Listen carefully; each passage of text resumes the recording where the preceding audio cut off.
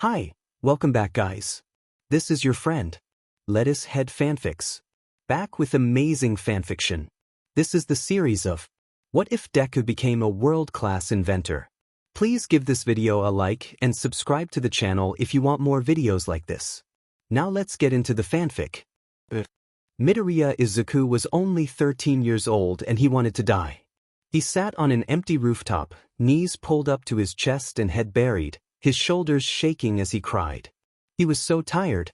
He had just met his idol, All Might, and asked him if he could be a hero without a quirk. All Might had said no. Izuku wiped his eyes. Normally they were filled with light and joy, but now they were dull and empty. His dream was gone, shattered to pieces and whisked away like leaves on the wind. You want to be a hero so bad? I've got a time-saving idea for you. If you think you'll have a quirk in your next life, go take a swan dive off the roof. At that moment the words of his bully seemed all too appealing. Izuku stood and took off his shoes before climbing over the railing. He didn't even bother to write a note. What was the point? The only one who would miss him was his mom, and once he was gone she could move on. Maybe his dad would come back and they would have another kid, one with a quirk who would actually be someone worth loving. Izuku looked out over the city. He knew no one would care about his death. His name would simply be added to the long list of quirkless people who had committed suicide. He took a deep breath, wasting just a bit more air, and jumped. As cliché as it was, Izuku woke to beeping. His head felt foggy and his thoughts were muddled, not letting him fully focus on anything. His whole body felt heavy and odd. He slowly peeled open his eyes and winced at the light. He was in a hospital room. Why was he here exactly? "You're awake," a cheerful voice said from beside him. He tried to turn his head, but when that didn't work he just moved his eyes. Standing next to his bed was a young man with dark brown hair and pink eyes. Izuku tried to say something but his tongue felt heavy and wouldn't cooperate. The nurse smiled. "You're on a lot of drags. I'll get you some water," the nurse said, leaving quickly to run the errand. Izuku's eyes trailed around the room. Several monitors were beside his bed, showing his vitals. He had four in one arm, the tube going under a thick cast. His other arm also had a cast, and there was a brace around his head, neck, and torso which kept him from moving, along with casts on both of his legs. The nurse came back in with a cup holding water and a straw. He put the end of the straw in Izuku's mouth. "Small sips," he advised. "You've been unconscious for 3 days now and your stomach won't be able to handle much." Izuku remembered what had happened now. He had tried to kill himself by jumping off a roof. God, he was so useless he couldn't even kill himself properly. His eyes burned like he was going to cry, but no tears were shed. Then his eyelids grew heavy, the cocktail of drags in his system pulling him back into sleep. The next time he woke up, 2 days later, Izuku was a lot more lucid. The nurse introduced himself as Maruyama Jichi, and said he would be the one taking care of Izuku during the day. Maruyama explained the casts were due to Izuku having broken a lot of bones, and that the braces on his head, neck, and torso were to keep his spine from getting more damaged than it already was. Izuku's mom came in a couple hours later. Inko sobbed and apologized over and over. She blamed herself for not seeing how much pain he was in until he tried to commit suicide. He just lay there and didn't say anything. A week later Izuku's doctor, a woman named Maeda Chuko, had healed him enough that she could remove his braces and casts. His limbs were sore and stiff after being immobile for so long, so it was a relief to finally have them all off. Dr. Maeda said they needed to run a few tests now that he was out of the casts and braces, which would help determine his prognosis. Izuku felt like static was filling his ears and mind when he heard the diagnosis. He was partially paralyzed from the waist down, and there was nothing they could do. He would never again be able to walk without help, and his balance was akin to a newborn giraffe, so things as simple as bending over to pick something up would be much, much harder, if not altogether impossible. Izuku's eyes burned and he fought back sobs. Now he'd really lost his chance of being a hero. Quirkless and paralyzed. And diagnosed with severe anxiety, suicidal depression, and PTSD to boot. The universe really loved to screw him over, didn't it? Over the next 2 weeks Izuku learned how to walk with crutches. It was frustrating and painful, and multiple times he just sat down and tried to stop himself from crying. He didn't always succeed. Every part of his body hurt, and all the doctors could do about it was give him pain medication. All quirks had limits after all, and when the paramedics had arrived after he jumped, he'd been almost dead, so even with healing quirks they had to sacrifice healing the nerve damage to save his life. The result was living in a state of constant pain the meds helped with, but only so much. Izuku cried a lot when he wasn't feeling numb and detached from his body. The world had always been against him, and he always knew he was probably going to die before he was 16, but now the odds had been stacked even higher against him.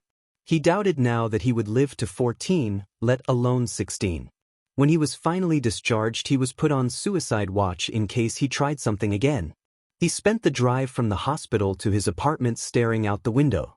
He wondered how much worse the bullying was going to be now, and dreaded going back to school so deeply he felt physically ill. When they got to their building, his mom had to help him up the 3 flights of stairs to their apartment because the elevator was out of order. Izuku didn't remember a time when it did work. Once in the apartment, Izuku made a beeline for his room. He spent the next few hours watching hero fights on the computer, but he didn't bother taking notes. What was the point anymore? He really only watched the videos to keep himself occupied. What else was he supposed to do? During dinner, Inko told him that she was going to temporarily pull him out of school and have them send him his work electronically. He was beyond relieved. He knew the bullying would come eventually, but he wanted to delay the inevitable as long as possible. A couple of days later, Izuku heard his mom crying because she couldn't find a therapist that would take a quirkless patient. That night he barely slept as his mind whispered about the 1,000 different ways he could die. Jump off a roof again, maybe hire this. What were the chances he would survive twice? Slit his wrists while his mom was at work. Overdose on his meds. Jump in front of a train. Hang himself. Drown himself. The options were endless. Soon, though, Izuku made the decision to keep living, at least for the moment. He didn't want to hurt his mom more, not when she was trying so hard to help him. With that decision made, his numbness started turning to boredom, and he grew increasingly restless. It got to the point that while his mom was at work, he disassembled the hairdryer and put it back together again. It was actually pretty fun, and it kept his swirling thoughts together for a little while as he focused. He then proceeded to do the same to the microwave and TV. His mom came back when he was halfway through putting the latter back together and proceeded to freak out. He quickly assured her he knew what he was doing. He didn't. He'd watched 2 YouTube tutorials. Inko seemed skeptical, but she didn't know how to repair a TV, so she let him continue. When he was done, it worked almost perfectly. He felt a swell of pride. It felt good to have done something right for once, even if now the volume had a habit of getting louder for no reason. Izuku? Can I come in, please? Inko called as she knocked on his bedroom door. Yeah, Izuku replied, looking up from his computer, which was playing a video about a guy who made a rocket-powered hero doll, which had exploded and started a small fire. Inko was smiling widely as she sat on his bed next to him. I was thinking maybe we should get you a service dog, she said. Izuku blinked in surprise. A service dog? But aren't they really expensive? Inko smiled wider. I found a non-profit organization that trains service dogs for minors with disabilities. They don't require people to pay for the dogs, and only ask that you donate if you can, since that's what keeps them running. Everyone who's gotten a dog from them gives really good reviews and says that they changed their lives. I looked into it, and you would be eligible for a dog to help you walk and to help you with your mental health. Izuku was too shocked to say anything for a long moment. He had known dogs were trained for that sort of thing, but never considered he might get one. Finally, he snapped out of his shock and grinned widely. I would love one. Inko smiled back. I'll put in an application. There is a waiting list, so it might be a while. I'm willing to wait as long as it takes. And he was willing to wait, though he didn't think he deserved it. He didn't deserve happiness after all he had put his mother through. He was just a worthless Deku who would be better off dead. That night, Izuku stared at himself in the bathroom mirror. He was clutching the blade from his mother's razor, fighting with himself internally. He shouldn't cut himself, it would just cause him more pain, one side said. But it would be pain he could control, pain he chose and wasn't forced on him, the other side argued. The control sounded so appealing. He'd never really had any control over what happened to him, especially around his classmates. They decided what happened, how much pain he would be in, and he could only run and hope they didn't catch him. He knew hurting himself would cause his mother more pain. But she didn't have to know. She never had to know. He knew how to hide injuries. Izuku raised the blade and pressed it to his left forearm, easily cutting a thin line. The pain wasn't as bad as he thought it would be, and nowhere near as much as Bakugo's explosions hurt. He made another cut right above the first. It wasn't long before his arm was dripping with blood. His hand trembled and he dropped the blade into the sink, feeling lightheaded. He stared down at his blood-soaked arm, and then looked up at his reflection in the mirror. He was pale and bloody and looked like a ghost. His knees gave out and he sat on the floor, tears dripping down his cheeks. He had done this to himself. Izuku curled in on himself, arm clutched to his chest, and started crying. He didn't hear the door open, so he jumped in surprise when his mom hugged him, not caring that blood was getting on her pajamas. Izuku pressed his face into her shoulder and cried harder as Inko reached into the cabinet under the sink and pulled out the first aid kit, whispering reassurances that she wasn't mad and he would be okay all the while. A week later, his mom finally found him a therapist to talk to over video chat once a week. It was nice to have someone listen and help him, and not say he was a liar when he told her about what happened to him. He never said any names. It wasn't like anything would happen to punish those who hurt him if he did, so he just didn't bother. Izuku took a deep breath to steady his nerves as he followed his mom into the large building. She had noticed his recent interest in engineering and programming, and, wanting him to be more social, signed him up for a social group revolving around those topics. It was for 11 to 14-year-olds and met every Saturday. They quickly found the small conference room where the meetup was held. The large door had a bright pink sign on it which read, Engineering and Programming Club, in black marker. The area around the words was covered in stickers of robots and gears. Inko opened the door and they entered. There were 2 long tables in the center of the room. Several plastic bins full of various bits of metal and wires were strewn across them. There were 4 other kids in the room, who all turned to look at Izuku and Inko when the door opened. Izuku shrunk under their gazes, knowing they were judging him. Inko hugged him. "I'll come get you at 3, have fun." With that she left, leaving Izuku alone. He slowly made his way to one of the tables, where he sat down. "Hi." A girl with bright pink hair in dreadlocks greeted, leaning over the table towards him. Her greenish-yellow eyes had crosshairs in them. Izuku wondered what her quirk was. Maybe it had something to do with targeting or aim. "I'm Hatsume. Why do you need crutches? Did you break your legs or something? Why don't you have a cast?" Izuku shrunk back, wringing his fingers together nervously.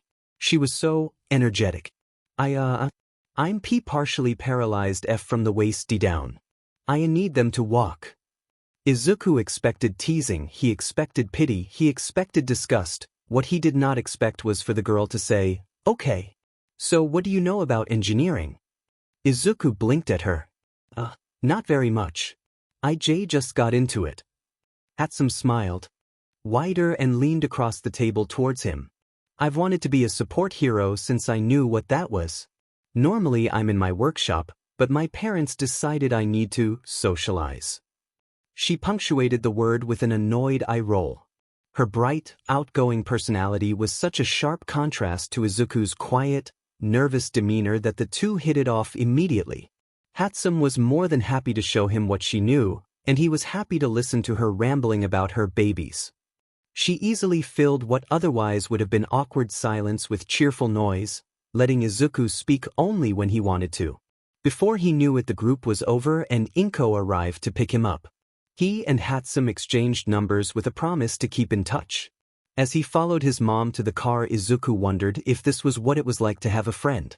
Izuku's chest felt tight as he stared down at the sheets of his bed. Mei didn't know he was quirkless. Once she found out, he knew she would turn on him just like everyone else, and he would lose his only friend. His hands trembled and he started scratching at his arms unconsciously. He barely noticed the sting as he spiraled further. His nails dug deeper, drawing blood. He didn't notice the door open or the voice of Inko until she was right in front of him, walking him through his breathing exercises and helping him down from his panic attack. What if Hatsum H hates me because I'm quirkless? Izuku hiccuped, tears spilling down his cheeks. Inko wiped them away and smiled. Then she doesn't deserve to be your friend. I know it's not easy, but one day you'll find yourself some true friends, the kind that will stick with you through anything. When Saturday finally rolled around, Izuku felt like he was going to throw up from nerves. Inko dropped him off at the building, trusting he knew where to go.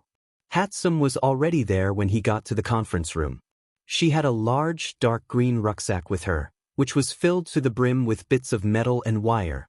She grinned as he sat down. I visited Takoba Beach the other day. I got a bunch of parts for our babies. Izuku blushed a bit at that statement. He wasn't sure he'd ever get used to her habit of calling their machines babies. Takoba Beach? The dumping ground? Izuku asked. Hatsum nodded. Yeah. People leave all kinds of electronics I can salvage. You should come with me next time I go. Izuku rubbed the back of his head. I can't really help you carry anything. I probably won't even be able to go onto the beach since the ground is so uneven. Hatsum waved his worries off.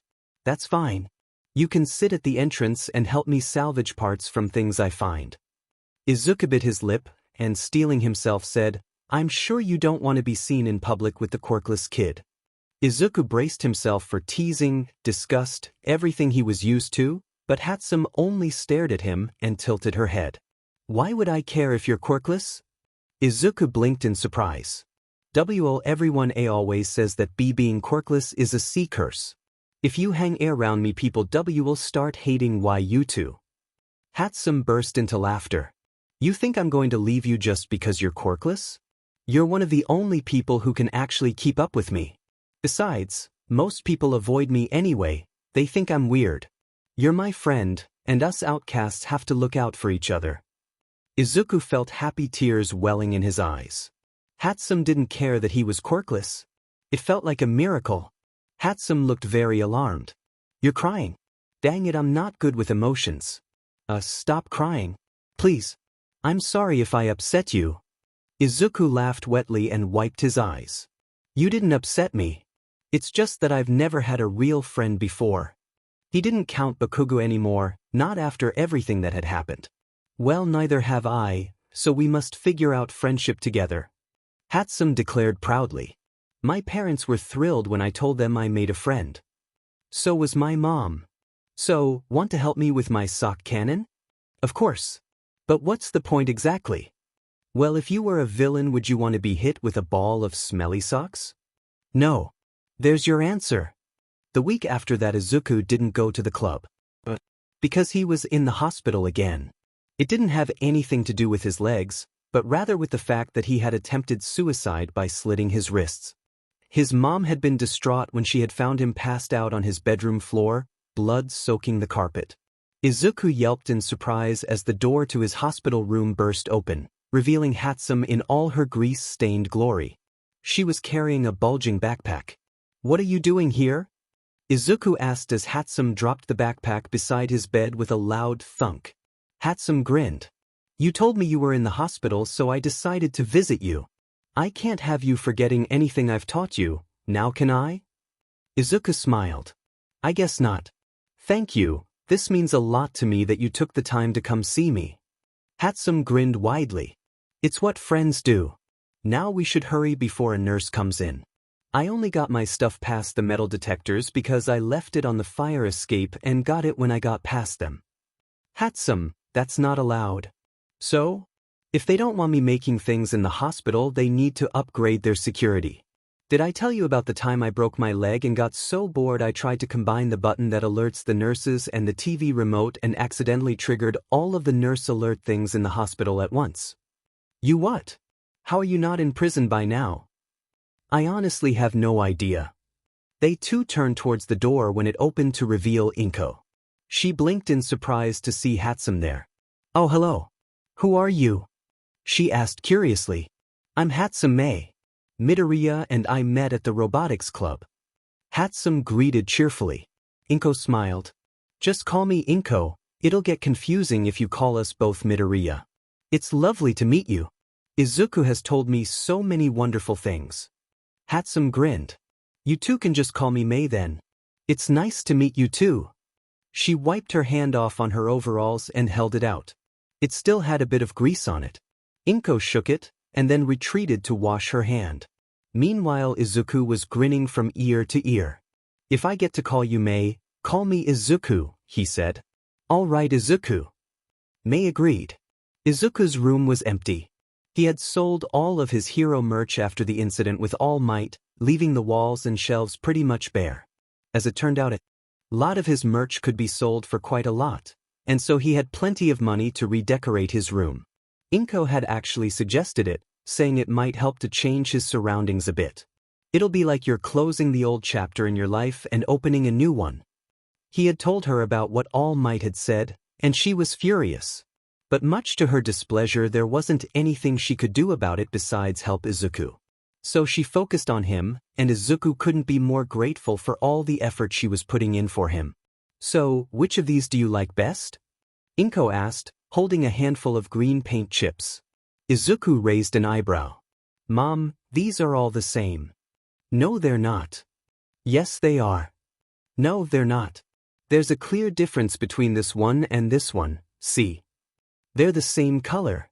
When they were done painting and decorating, Izuku's room had forest green walls and a fluffy black rug on the floor. There were containers of salvaged scrape from Takoba Beach stacked in one corner. His hero-themed bed set had been replaced by a dark green and gold one. The shelves that used to hold hero figures now held half-finished gadgets. Blueprints, finished and in progress, replaced the posters on the walls. All in all, the room was much more him now.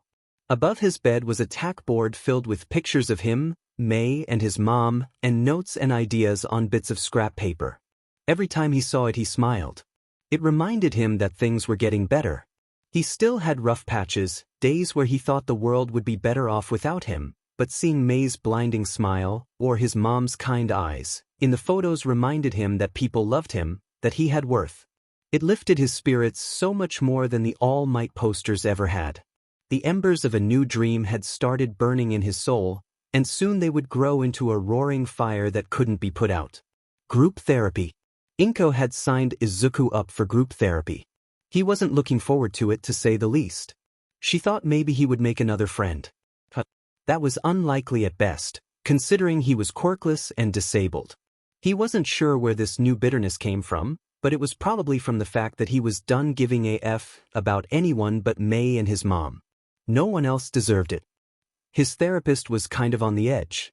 He still wasn't entirely sure she wasn't in it just for the money.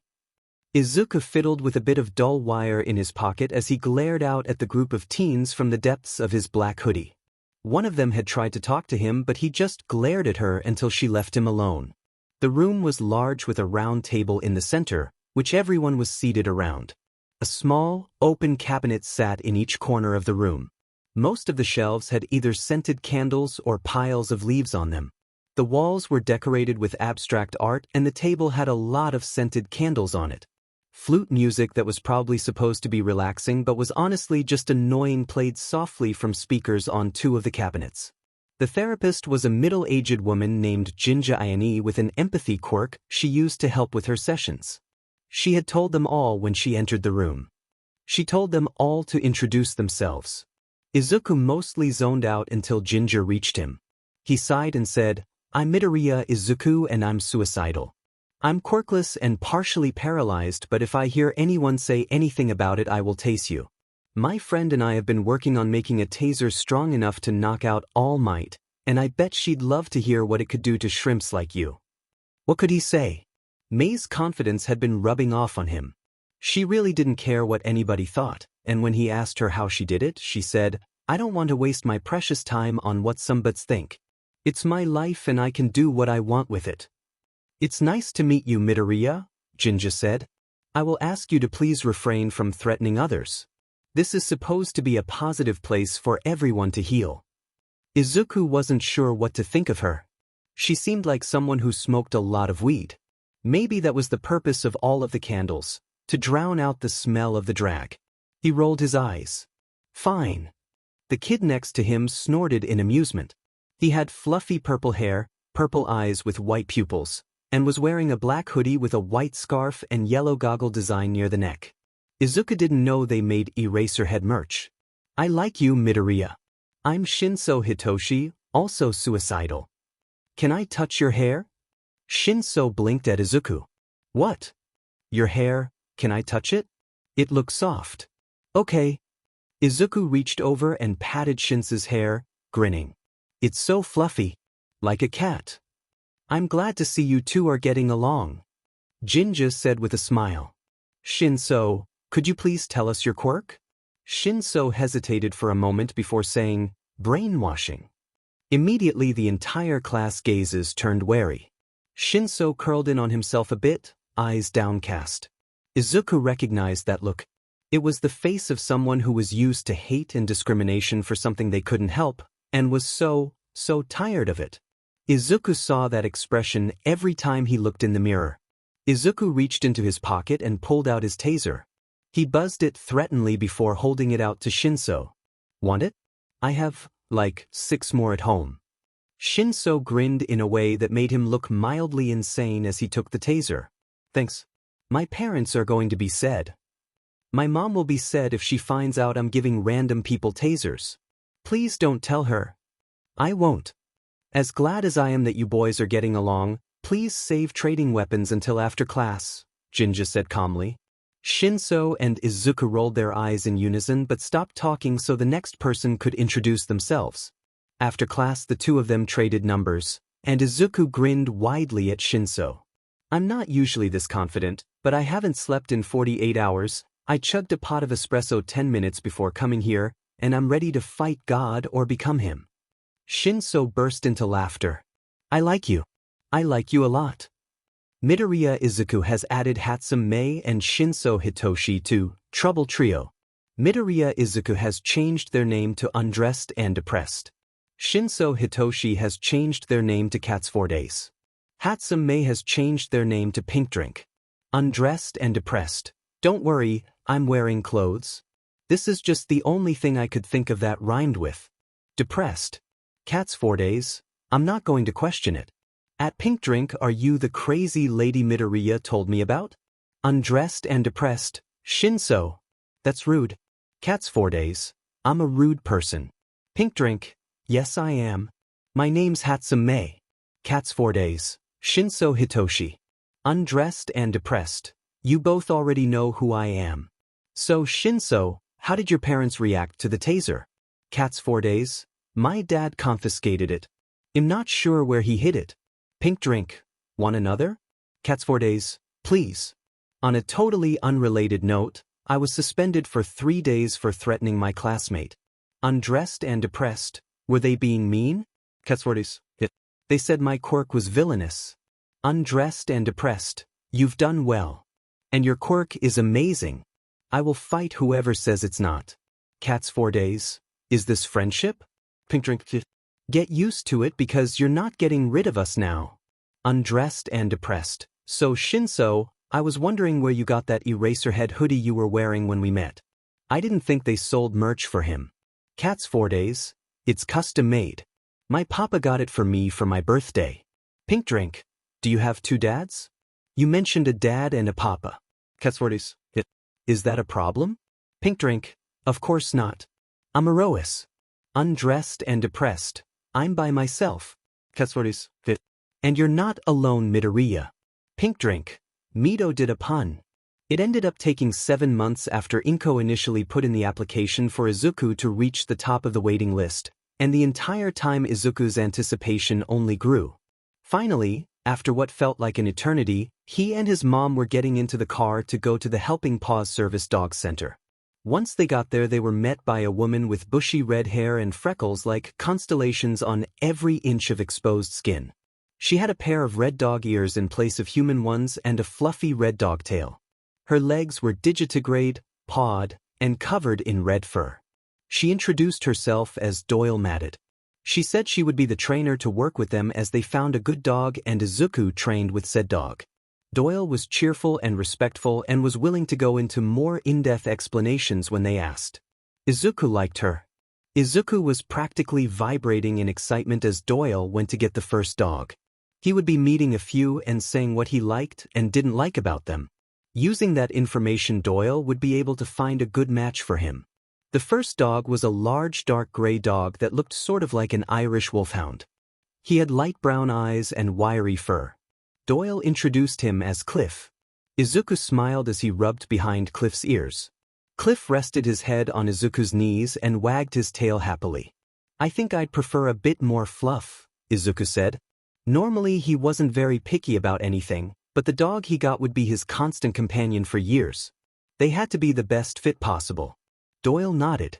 The next dog was a girl named Robin. She had brown fur with large black patches and chocolate brown eyes. She was so fluffy Izuku swore he could bury half his arm in her fur before he reached her skin. She was much more energetic. She liked his hands and her tail was like a mini helicopter blade. "I really like her fur," Izuku said. "But she has a bit too much energy. I don't think I would be able to get a dog like her enough exercise. I need one that's willing to do pretty much whatever I'm doing and doesn't mind not going out a lot." "Got it," Doyle nodded. Izuku met 2 more dogs, Doyle taking notes the whole time. Izuku went home that night grinning widely. When he couldn't sleep, he took apart his phone. It was 3 weeks after that Inko told him that Doyle believed she had found the perfect dog. The entire car ride Izuku was bouncing with excitement. Once they arrived, Doyle led them to a small room and left to go get the dog. A couple of minutes later she returned with a large mutt. Her fur was fluffy and a beautiful mix of golden brown and black with a white patch on her chest. She had chocolate brown eyes and floppy ears. Izuku grinned as he stroked her fur. She was calm, friendly, and the sweetest thing he had ever met. "What's her name?" Izuku asked. "Her name is Clover." Izuku nodded. "Clover. It suits her." Doyle told them everything Clover would do for him once they were done with training. She would help him walk and balance, pick things up, calm him down when his anxiety spiked, stop him scratching himself, and get help if he needed it. "Isn't that a lot for her to do just for me?" Izuku asked. Doyle smiled at him reassuringly. "You aren't the first person to be concerned. Trust me when I say these dogs love what they do. They love working and helping, and as long as you give her love and food and exercise, she will follow you to the ends of the earth without hesitation." After that, Inko and Doyle scheduled regular classes so Izuku and Clover could get used to working together.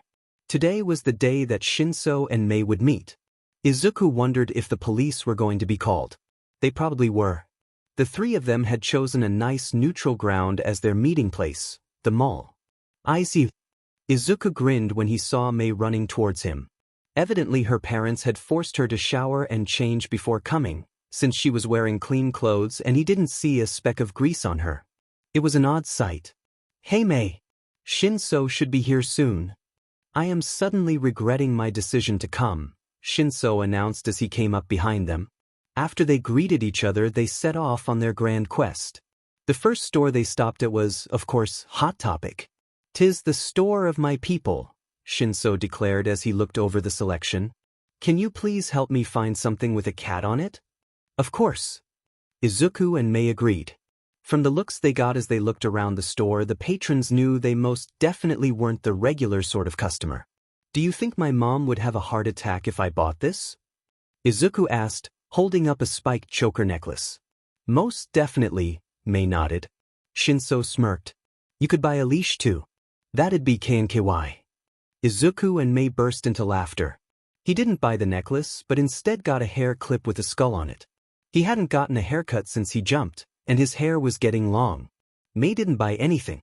2 hours and several stores later, they found themselves at the food court. Shinso had gone off to get pizza for the 3 of them, and Izuku was buried in his phone. That was why he didn't notice Mei noticing the shiny new electronics store.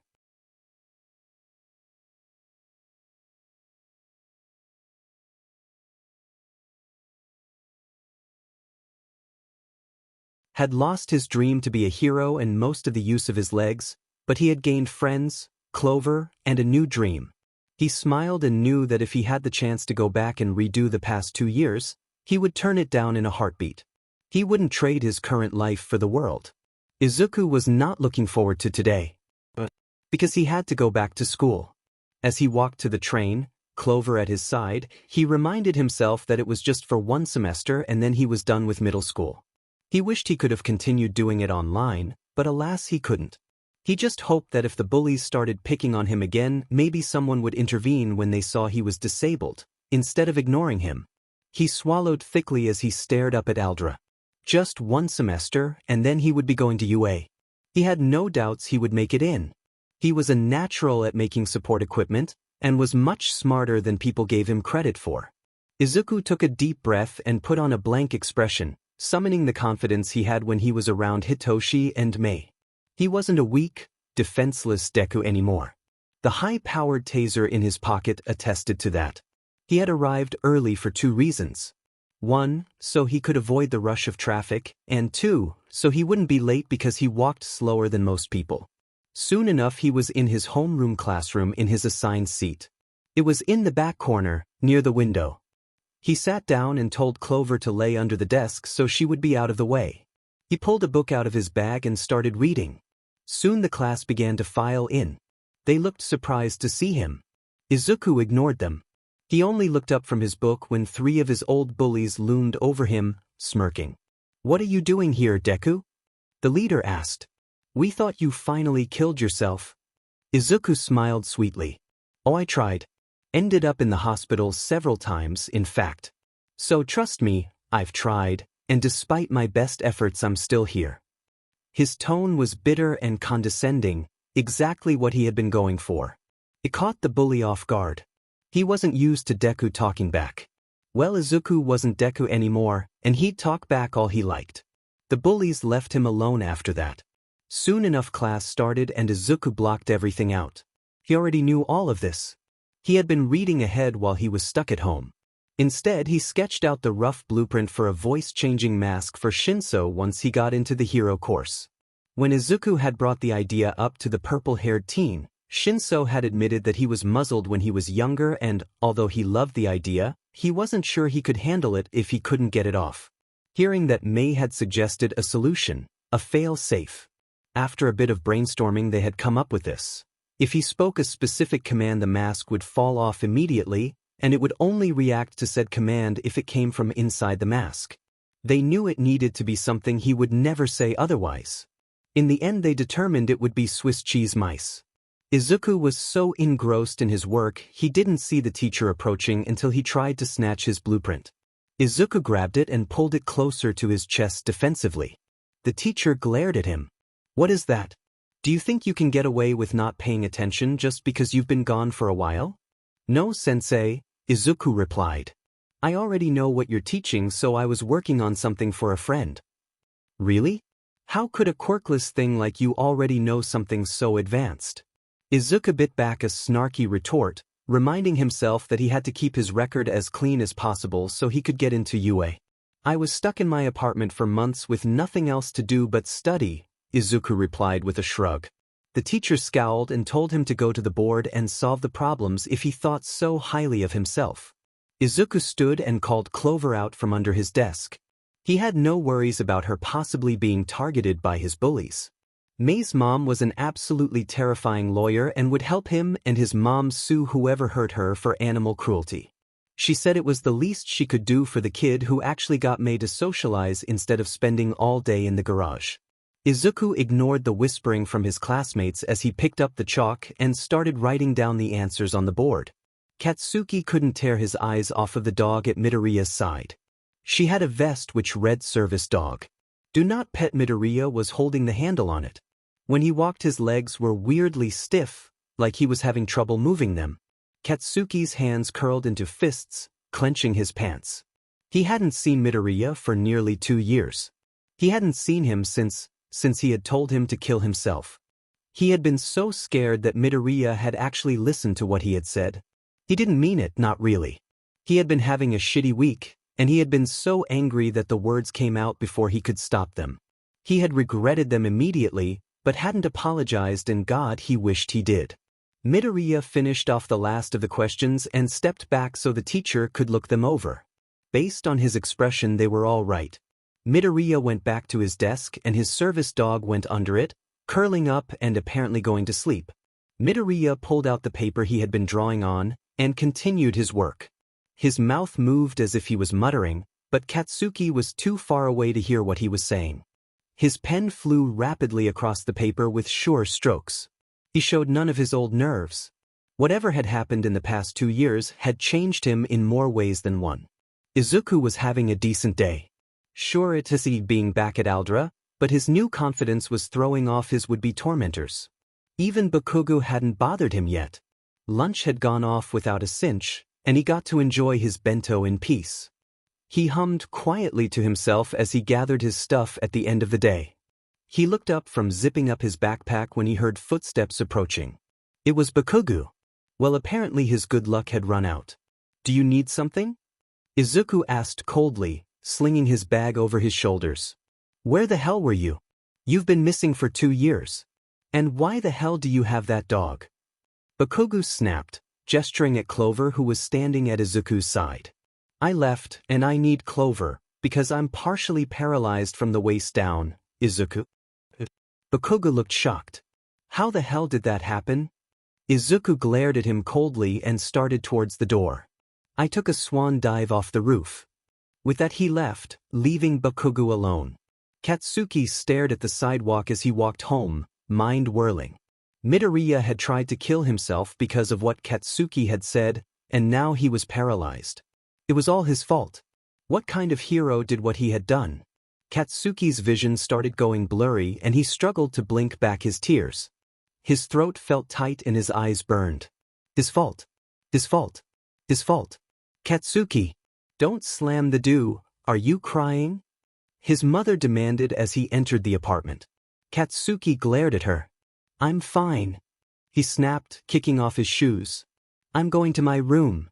He stalked to his room, slamming his door shut and throwing himself onto the bed. He pulled his pillow over his head and curled in on himself as the tears began to fall. He could almost hear Midoriya whispering words he had never spoken. "Your fault. Your fault. Your fault." Hitoshi forced his hands not to shake as he grabbed the ridiculously tiny wire in his tweezers. Mei and Izuku were hovering around him, eyes fixed on his work. "You need to connect it to the third port from the right," Izuku instructed. "Any other and the whole thing will probably explode." "How can you enjoy this?" Hitoshi demanded. Mei shrugged. "I dunno. It's just fun." Normally Hitoshi would leave the building of support items to his friends, who were better at it and actually enjoyed it, but this was a special case.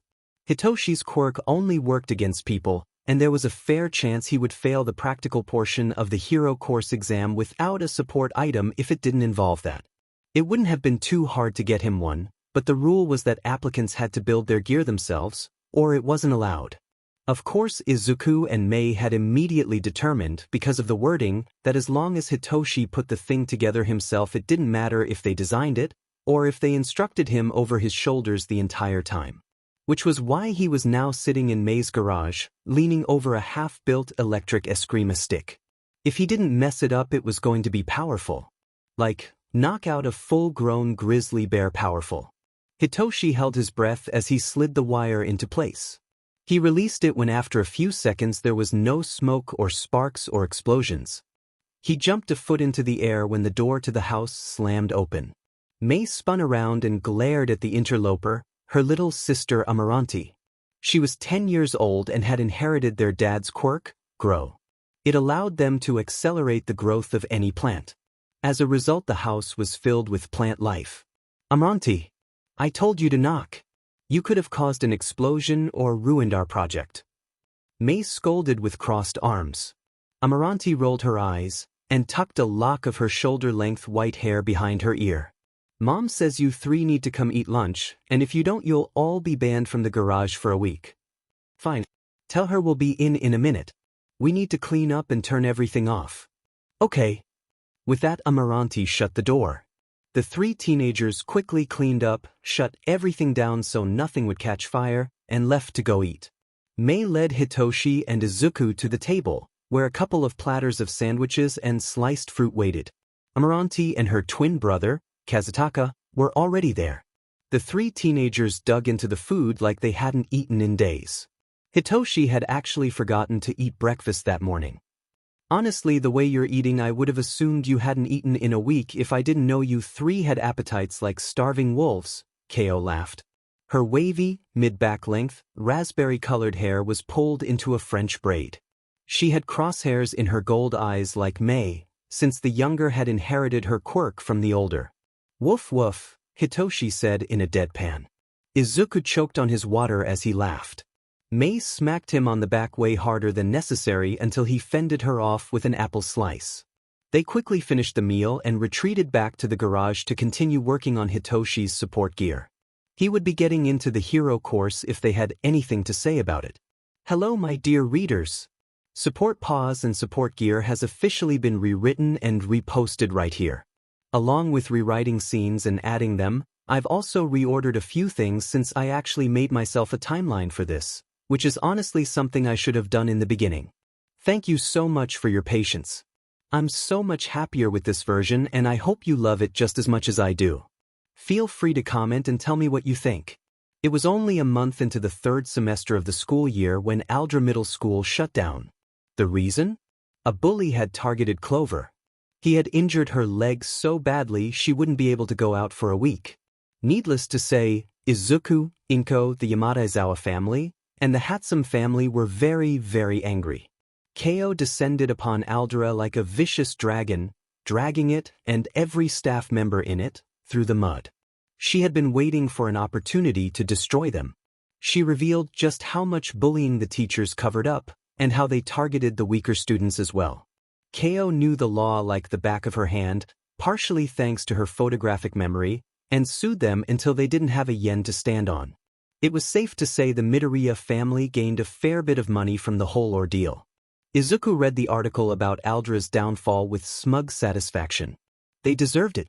And now he had to turn his attention to preparing for the UA entrance exam, which was approaching quickly.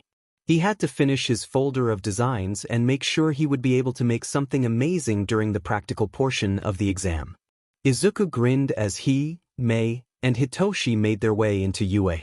They would be taking the same general test, but then Hitoshi would split off from them for the heroics exam. Hitoshi had his escrima sticks in a pair of sheaths on his thighs. Shoyuta knew how to fight with them and had given Hitoshi a crash course.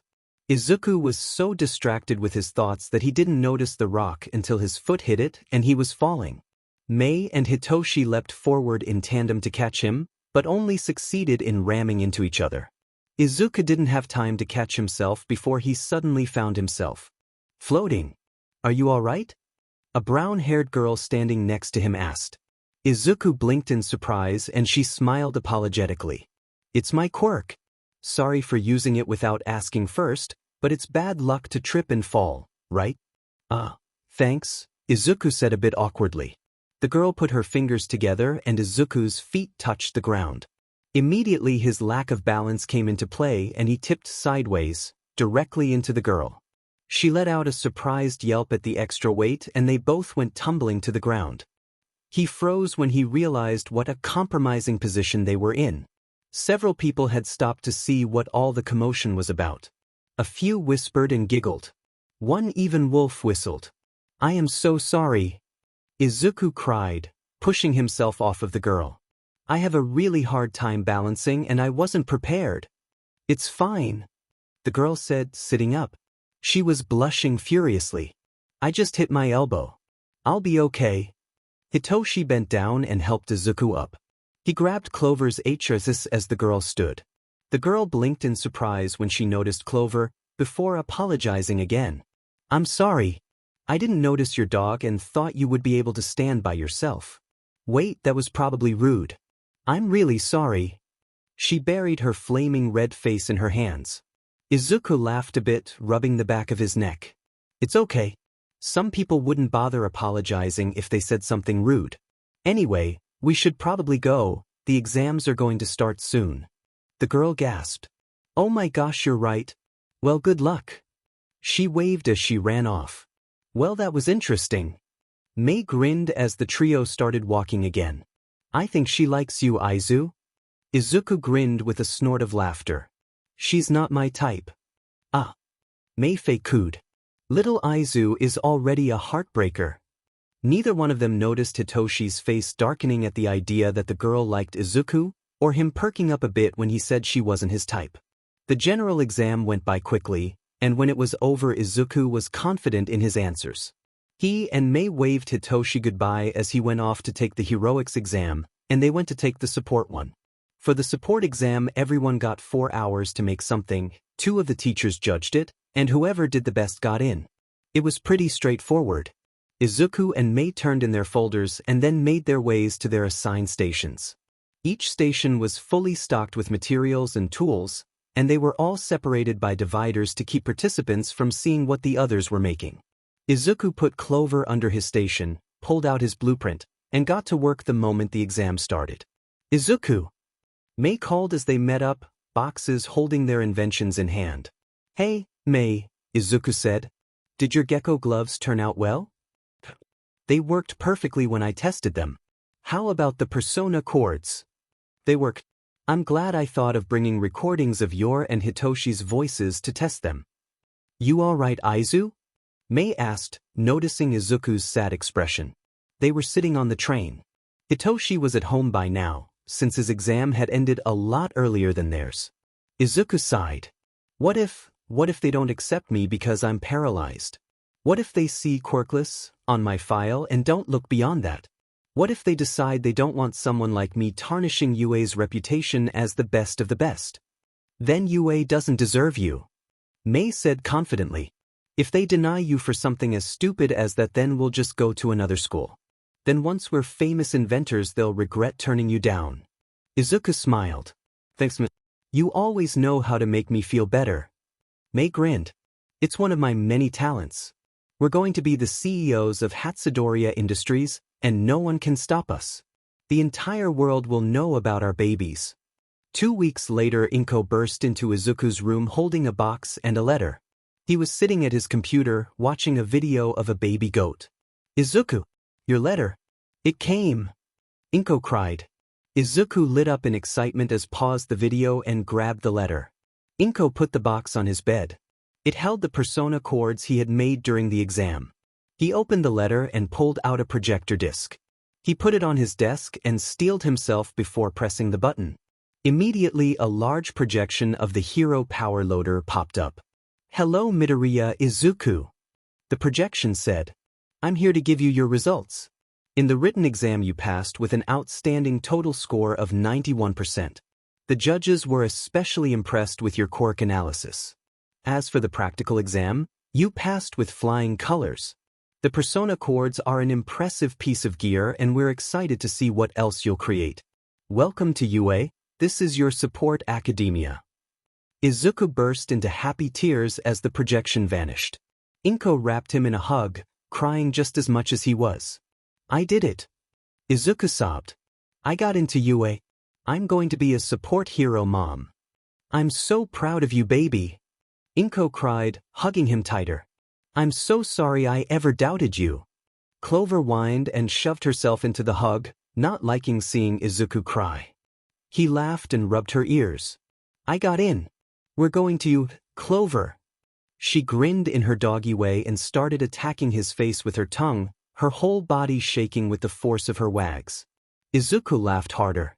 Izuku's fingers tapped against the cafe table as he waited for his friends. They were going to meet up here and then spend the night at Hitoshi's house. He didn't know if his friends had gotten in, and he was nervous. What if they hadn't? Unconsciously, he started scratching at his arms as he thought about that horrible possibility. They had all worked so hard, and he didn't want to be separated from the first people outside of his mom that had given a DMN about him. The nearest school that had a really good hero or support program that wasn't UA was over 3 hours away, so if his friends went there they'd have to stay in the dorms and he wouldn't see them except for holidays and maybe a few weekends. Clover noticed his scratching and immediately set her upper body on his lap, stopping him from hurting himself. He exhaled deeply and buried his hands in her fur, grounding himself with the texture and weight of her body. "I love you," he muttered. She grinned and leaned against him more. A few minutes later the door opened and Mei came in, grinning massively and closely followed by Hitoshi. "Hey!" Mei called, waving. She and Hitoshi came over to the table. and sat across from Izuku, who quickly pulled out his acceptance letter. He was too excited and nervous to talk. They pulled out their own letters, and in unison they all flipped them over to show their results. They were all acceptance letters. Almost immediately Mei shrieked in joy and practically threw herself across the table so she could hug both Hitoshi and Izuku, who were laughing and smiling and gladly returned the affection. They all got in. Yue better watch out, because come the start of the year the Trouble Trio would be students, and they would definitely be leaving their marks. Dad. Papa. I'm home. Hitoshi called as he opened the door to his apartment, Mei and Izuku on his heels. Does anyone need comforting? Hisashi asked, leaning over the counter that separated the kitchen and living room. Nope. Mei said cheerfully. We all got it. That's wonderful. I'll order dinner in a couple of hours. You kids make sure you don't do anything scandalous. Hisashi wiggled his eyebrows with a grin. Hitoshi turned as red an overripe tomato. Papa! Hisashi just laughed as the three teenagers went to Hitoshi's room. Mei and Izuku put their backpacks in a corner and Izuku took off Clover's vest. She immediately shook herself before flopping on the end of Hitoshi's bed, where the humans all sat as well. By the time you go home my bed's going to be, like 80% dog hair, Hitoshi said.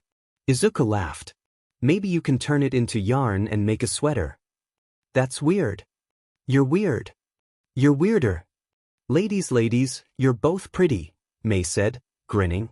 Hitoshi reached over to shove her but she rolled away, accidentally smacking Izuku with her foot. He grabbed it and started tickling her mercilessly, cackling as she shrieked and tried to squirm away. Clover stood and started liking Mei's face, tail wagging so hard it was a blur. Mei shrieked even louder as she tried to fend off both attacks. She ended up rolling off the bed, hitting the ground with a thump. There was a knock at the door and Hisashi called, Is everything okay? I heard a lot of screaming. We're fine. Hitoshi called as Mei sat up. We were just wrestling. Okay. Try not to make too much noise, we don't want the neighbors to put in another noise complaint. Those are mostly your fault. Hisashi didn't reply and Hitoshi smiled as he lay back on his bed. So, what do you guys want to do? We could play that new video game that came out, Izuku suggested. The one with the hero, vigilante, and villain options. We can make a new profile on my account. That's a great idea. Hitoshi said immediately. Mei eyed him weirdly but he didn't notice, too focused on Izuku as the greenette started setting up the game. The three spent the next couple of hours playing, Izuku as a villain, and Mei and Hitoshi as vigilantes. The latter two quickly realized that they should be very thankful that Izuku hadn't become a villain. He was terrifyingly good at strategizing the best ways to increase his power while keeping damages to himself at a minimum. They paused the game when Shoyuta knocked on the door, telling them they needed to choose what they were ordering for dinner. After a bit of debate, they settled on curry. Once that was done, the three teenagers decided to use the time until they got their food to fill out a few forms that had come with the acceptance letters. Yue needed a full list of any mental and/or physical issues, along with all of the meds they were taking and any support equipment they used. So apparently All Might is going to be a teacher at UA this year, Hitoshi said, copying the name of his antidepressants onto his form. Izuku didn't say anything for a long moment, before he put a pillow over his face and screamed. It helped a little. Are you all right? Mei asked when he lowered the pillow. Why does the universe hate me? He asked. Hitoshi frowned. I know you don't particularly like All Might, but it can't be that bad. I doubt you'll even be in any of his classes. Izuku sighed. I never did tell you exactly how I became paralyzed, did I? You jumped off a roof, right? Mei asked. Izuku nodded. Yeah, but I mean what led up to that. That day was the worst day of my life for more than one reason. He gave his friends a moment to protest in case they didn't want to hear, but they said nothing, so he barreled on. He had only ever told this to his therapist. Of course he had left out All Might's injury. He may hate the man, but he wasn't stupid enough to reveal such a massive weakness. It was the very beginning of the school year, and my classmates were talking about future careers. Someone asked if I still wanted to be a hero, and I said yes, so obviously they made fun of me and laughed in my face, You know, the usual for a quirkless kid. But after class, one of my main bullies, a guy named Bakugu, cornered me and stole one of my notebooks. He has an explosion-based power and he used it to burn the notebook up, then he threw it out the window. He told me if I wanted to be a hero so badly I should take a swan dive off the roof of the building and pray for a quirk in my next life. Mei and Hitoshi inhaled sharply at that. They looked angry. That BS Hitoshi growled. How FNG pathetic do you have to be to suicide bait someone? He's always been like that, Izuku admitted. For a long time I held on to the delusion that we were still friends, since we were when we were little kids, before his quirk came in. I realized we never truly were shortly after I jumped. Anyway, I got my notebook from the koi pond and started walking home.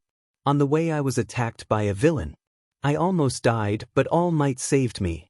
I was pretty stupid, I'll admit. I grabbed onto his leg when he jumped away. We landed on a rooftop and I finally got to ask my question. Could someone who's quirkless like me ever hope to become a hero like you?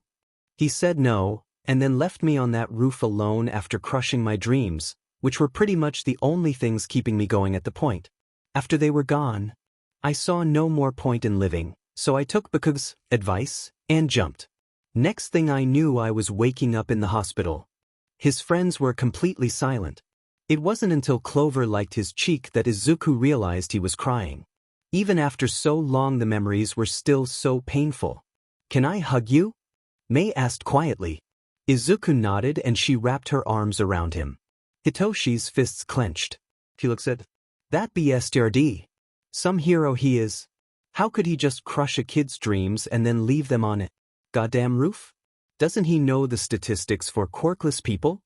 Izuku shrugged. I lost my admiration and respect for him that day. I guess that's why they say never meet your heroes. Yeah. Is that where that taser of yours was born? Hitoshi asked. Izuku nodded. I think that's part of it. I guess carrying around a taser that could take out All Might makes me feel a bit better, like maybe if I get attacked again I won't be so helpless. You're not helpless, Mei said confidently. You're one of the strongest people I know. I agree, Hitoshi nodded. Izuku smiled, the tears in his eyes happy this time. He loved his friends so much. Izuku, Mei, and Hitoshi were all sitting around the coffee table in the Yamadezawa apartment, their takeout curry in front of them, half finished. Hizashi and Shoyuta were in their room, watching a movie. The three teenagers were going to play Truth or Dare. Mei was grinning like the cat that caught the canary, eyes flicking between Hitoshi and Izuku. I'll go first. She grinned. Izuku, Truth or Dare? Truth, Izuku said, rubbing Clover's head where it lay on his lap. Do you have a crush on anyone? Izuku's cheeks flushed red and he stammered, Wait, Hitoshi. Truth or Dare? Dare, Hitoshi stuttered, avoiding looking at Izuku. A mix of hope and fear curled in his chest like a snake. Go eat a spoonful of mayonnaise. Hitoshi couldn't help but groan as he got up to get a spoon and the condiment. Mayonnaise was disgusting. He gagged and nearly threw up as his friends laughed at his suffering. He flipped them off, which only made them laugh harder. Mei, Truth or Dare? He asked as he sat back down. He jammed a spoonful of curry into his mouth to drive away the aftertaste of the mayonnaise. Truth, she said brightly. How close have you come to being arrested? Mei tapped her chin thoughtfully. Well, there was the time I almost burned all my clothes off in public, the incident where I nearly slit a guy's throat with a knife drone, and of course there's the mall fire. I'm actually not sure. At this point I think the heroes and police have probably all been warned about me, just because of how often I almost cause a disaster. Hitoshi sighed as Izuku laughed. One of these days you're going to get arrested, and I'm not bailing you out, Hitoshi deadpanned. But I thought we were friends. Mei pouted. He flicked a piece of rice at her. It hit her in the forehead and she flopped over dramatically, pretending she had been shot. Clover stood up and liked the rice off of Mei's face, causing the pink-haired girl to splutter and sit up, wiping dog drool from her eyes. She gave Izuku and Hitoshi an unimpressed look as they laughed. I know it's in here somewhere, Hitoshi muttered as he dug around his closet for his cat-themed Monopoly game. Is that it? Izuku asked, peering over Hitoshi's shoulder and pointing. Neither of them noticed Mei creeping up behind them until she shoved them both, causing them to fall forward and hit the back of the closet, or in Izuku's case, Hitoshi's back. Then she slammed the door closed and used one of Hitoshi's belts to tie it shut. "Hey!" Hitoshi cried, turning and accidentally kneeing Izuku in the darkness. "Sorry.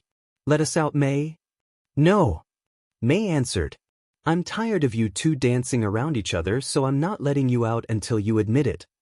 She ignored any more attempts to talk to her, and because of the shape of the apartment, Hitoshi's room was on the opposite side to his parents', so even if they wanted to wake them up it would be very hard to, especially considering Hisashi was mostly deaf. Hitoshi sighed and sat down, leaning against the wall, Izuku sitting across from him. The greenette let out a small grunt of pain as he sat down. "Are you okay?" Hitoshi asked, worried. "Yeah, my legs just hurt pretty bad." His chronic pain was acting up. "Can I rub your legs?" "It might help," Hitoshi suggested. "That would be really nice," Izuku agreed. Hitoshi pulled one of Izuku's legs onto his lap and nudged his pant leg higher after asking permission. They were quiet as Hitoshi rubbed Izuku's legs, helping the muscles relax. By now their eyes had adjusted to the dim light so they could see a fair amount of both their surroundings and each other. Hitoshi didn't look at Izuku as he mulled over Mei's words. Until they admitted it. She wanted him to admit his crush. But it wasn't like Izuku would ever love him back. He had so many problems and struggled so much just to find the will to get out of bed some days. Why would anybody ever want to date him? Especially someone as amazing as Izuku. Hitoshi took a deep breath as he leaned back against the wall and Izuku pulled his pant legs back down. Might as well get it over with. "Hey Izuku?" "Yeah." "There's something I've been wanting to tell you for a while, but I don't know how to say it." Hitoshi glanced up at Izuku's face and immediately looked away, mouth dry. "I like you, okay? I have a crush on you and have for months. You're just so beautiful and bright, like the sun. I mean, I know you could never like someone like me that way, and now I'm rambling and I probably sound so stupid and I should just shut up." Hitoshi buried his face in his arms. Well, he royally screwed that up. He wished the floor would come to life and swallow him whole, or that he'd melt into the shadows and disappear forever. The silence was painful as it stretched on, seeming to last forever. Finally Izuku spoke. "Like me?" "I don't know what to say." Great. Now Hitoshi had probably ruined their friendship. "I like you too." Izuku said it so quickly that Hitoshi wasn't completely sure he had heard him right. He slowly lifted his head. Izuku was averting his eyes, focusing on picking at a loose thread in his shirt. "What?" "I like you romantically.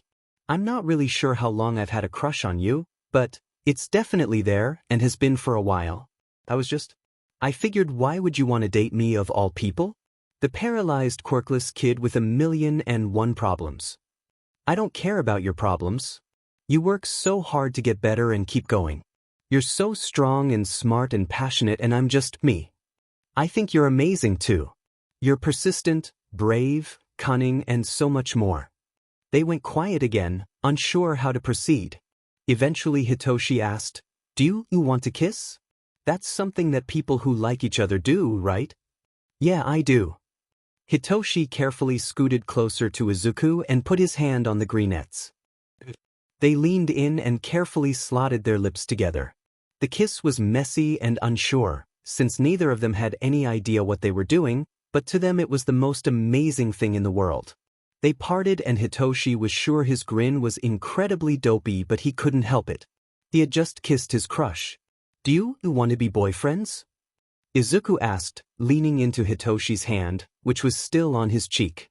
"I'd love to be your boyfriend," Hitoshi nodded.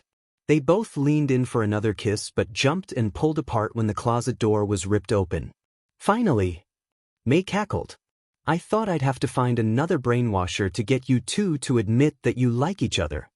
Izuku and Mei left early the next morning, and the moment the door shut, Hitoshi walked over to the couch, lay face down, and screamed into a pillow for a solid 30 seconds. Hisashi looked over at Shoyuta, who was sipping his coffee. 200 yen, says he, and Izuku kissed. "I'm not an idiot." No bet. Hitoshi felt like he might faint. Or throw up. Or both. Izuku should meet him soon, so they could ride the train to the butterfly pavilion they had decided would be the location for their first date. And wasn't that incredible? Hitoshi had a date with Izuku. Yeah, he might actually throw up, but if he did, he would die of mortification, especially if Izuku saw him. Hey Hitoshi! Hitoshi turned to see Izuku approaching him. He was wearing a plain black t-shirt, a dark green jacket, and jeans, as well as a necklace with an emerald green, teardrop-shaped pendant that hung right in the middle of his collarbone. It matched his eyes and hair beautifully. Hitoshi was wearing a black turtleneck with a jean jacket, jeans, and combat boots. He also had an amethyst stud earring in either earlobe. Hi. I like your necklace, Hitoshi said as Izuku stopped beside him so they could wait for the train together. Izuku smiled nervously.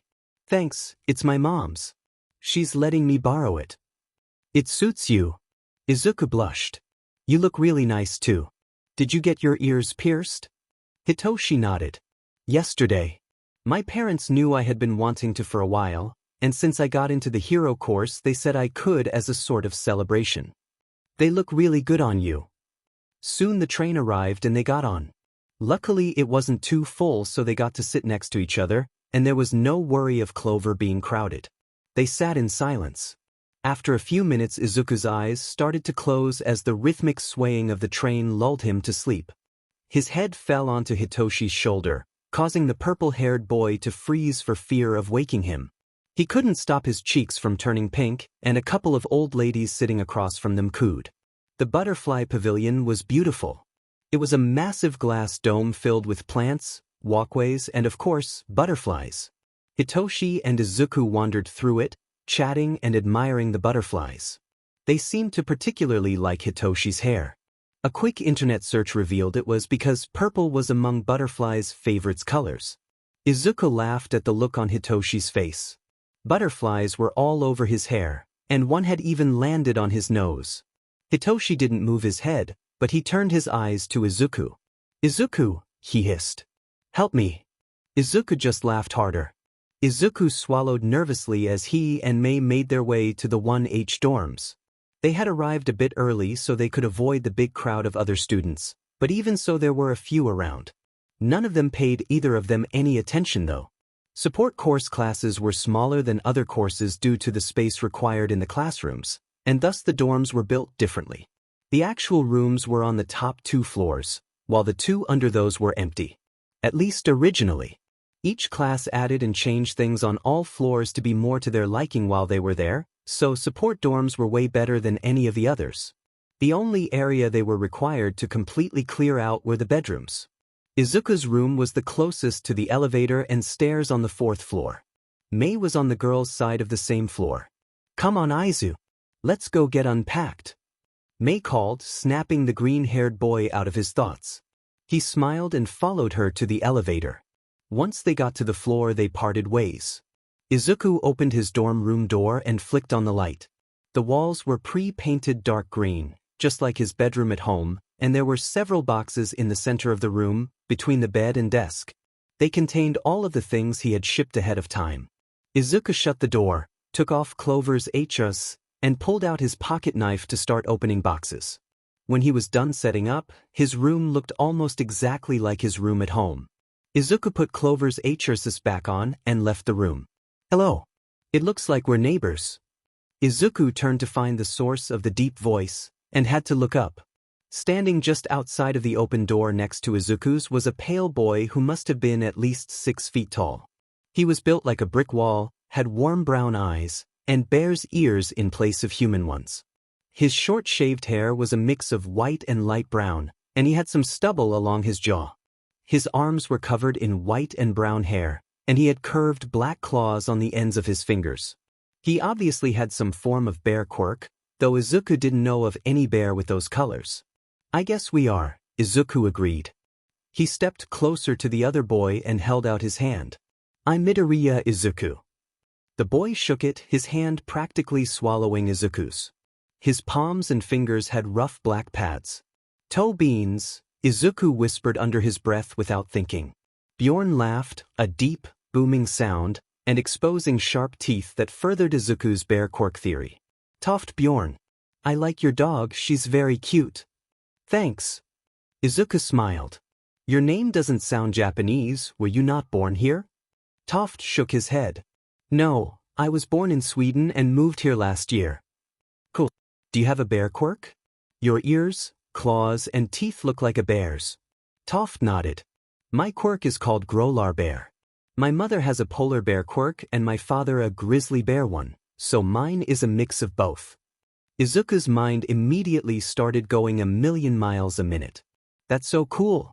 Is it just a mutation or is there a transformation or emitter aspect to it? How strong are you? Are your claws really sharp? He cut himself off. Sorry, I was rambling. No, most people find it kind of creepy. Toft laughed again. It's fine. No one has ever been so interested in my quirk before. I can turn into a Grolar bear, there's no emitter aspect as far as I know, my strength is a little less in this form than my other but I've never measured it, and my claws are as sharp as a polar bear's. Izuku nodded along as he explained. That's really cool. Toft smiled again. What's your quirk? Izuku immediately prepared himself for laughter, rejection, and disgust. I'm quirkless. Instead of the usual reactions, Toft's eyes held only interest. Really? I thought there weren't any quirkless people in Japan. There are, Izuku said, relaxing a little bit. Just not many. Probably around 1% of the Japanese population is quirkless. Oh, that's pretty much the opposite from Sweden. Only about 3% are quirked there. Really? Izuku knew that the quirkless population was higher in other parts of the world, but the lowest quirked population he had ever seen in his research was about 50%. Then again, he had really only looked up places like America, Central Europe, Australia, and Canada, and hadn't thought to look up places like Sweden. Toft nodded. Yes. Any further conversation was cut off by Mei bounding into the hall. Come on, Izu. Hurry up. I want to explore and see what the past classes have left us. Mei said excitedly, bouncing in place. Izuku laughed, said goodbye to Toft, and followed her to the elevator. Of course, the first place they went was the floor directly under them. The first thing Izuku noted was how different the layout was. The entire back half of the room had been sectioned off from the rest, and the front half was lacking any walls. They had all been replaced by sturdy beams. The close left corner of the room was filled with various arcade machines from pinball to Pac-Man. The close right corner was sectioned off with clear plastic, and inside they could see an entire, obviously self-sustaining, greenhouse. In the far back corner of that was a mannequin. Izuku got an odd shiver up his spine when he looked at it.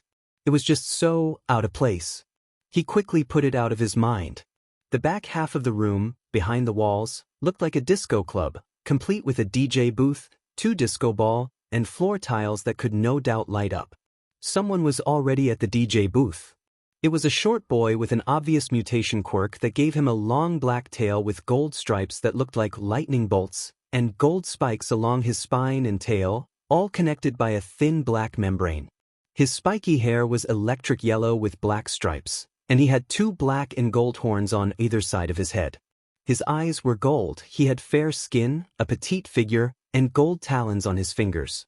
Both his feet and digitigrade legs were dragon-like with patterns like his tail. He didn't show any sign of seeing either Izuku or Mei, too absorbed in the booth, so they opted to leave him alone as they continued to explore. The floor right above the common room was next. The far left corner had been turned into a miniature theater, complete with a popcorn machine and a dozen plush seats. Somehow the far right corner had been converted into a raised pool, and when they looked at the waterproof control panel next to it, they learned that it had a jacuzzi setting, the option to add bubbles, and a dozen other buttons whose labels had been ripped off. The close left corner was sectioned off with walls and was a sort of library study corner, complete with plush chairs and shelves. It had a sign on the outer wall stating that it was soundproof for maximum relaxation productivity. The close right area had multiple small booths, and a VR helmet in each. Practically buzzing from the excitement of their new living space, Mei and Izuku went down to the common area, which was by far the most plain of all the floors. It had a kitchen, which had obviously been beefed up a little bit, a few tables and a TV in one corner, and on the other side of the courtyard were the bathrooms and laundry machines. Izuku wondered why the bottom floor had been left almost completely alone, while the upper ones had been changed so drastically. Izuku jumped and whipped his head towards the tables when he heard a scream. Standing on top of one, looking like he was about to have a heart attack, was a boy with short, curly black hair, hot pink eyes, medium brown skin, and a solid build. He also had two fuzzy nubs poking out of his hair and the ears of an animal Izuku didn't recognize. They looked similar to a deer, but not quite. Standing on the floor, completely ignoring him, was a large ball python. Somebody get rid of it before it bites someone. The boy yelled, pointing at the snake. Don't you dare hurt Athena. A tall girl with bobbed black hair, red eyes, tan skin, and a statuesque figure, said.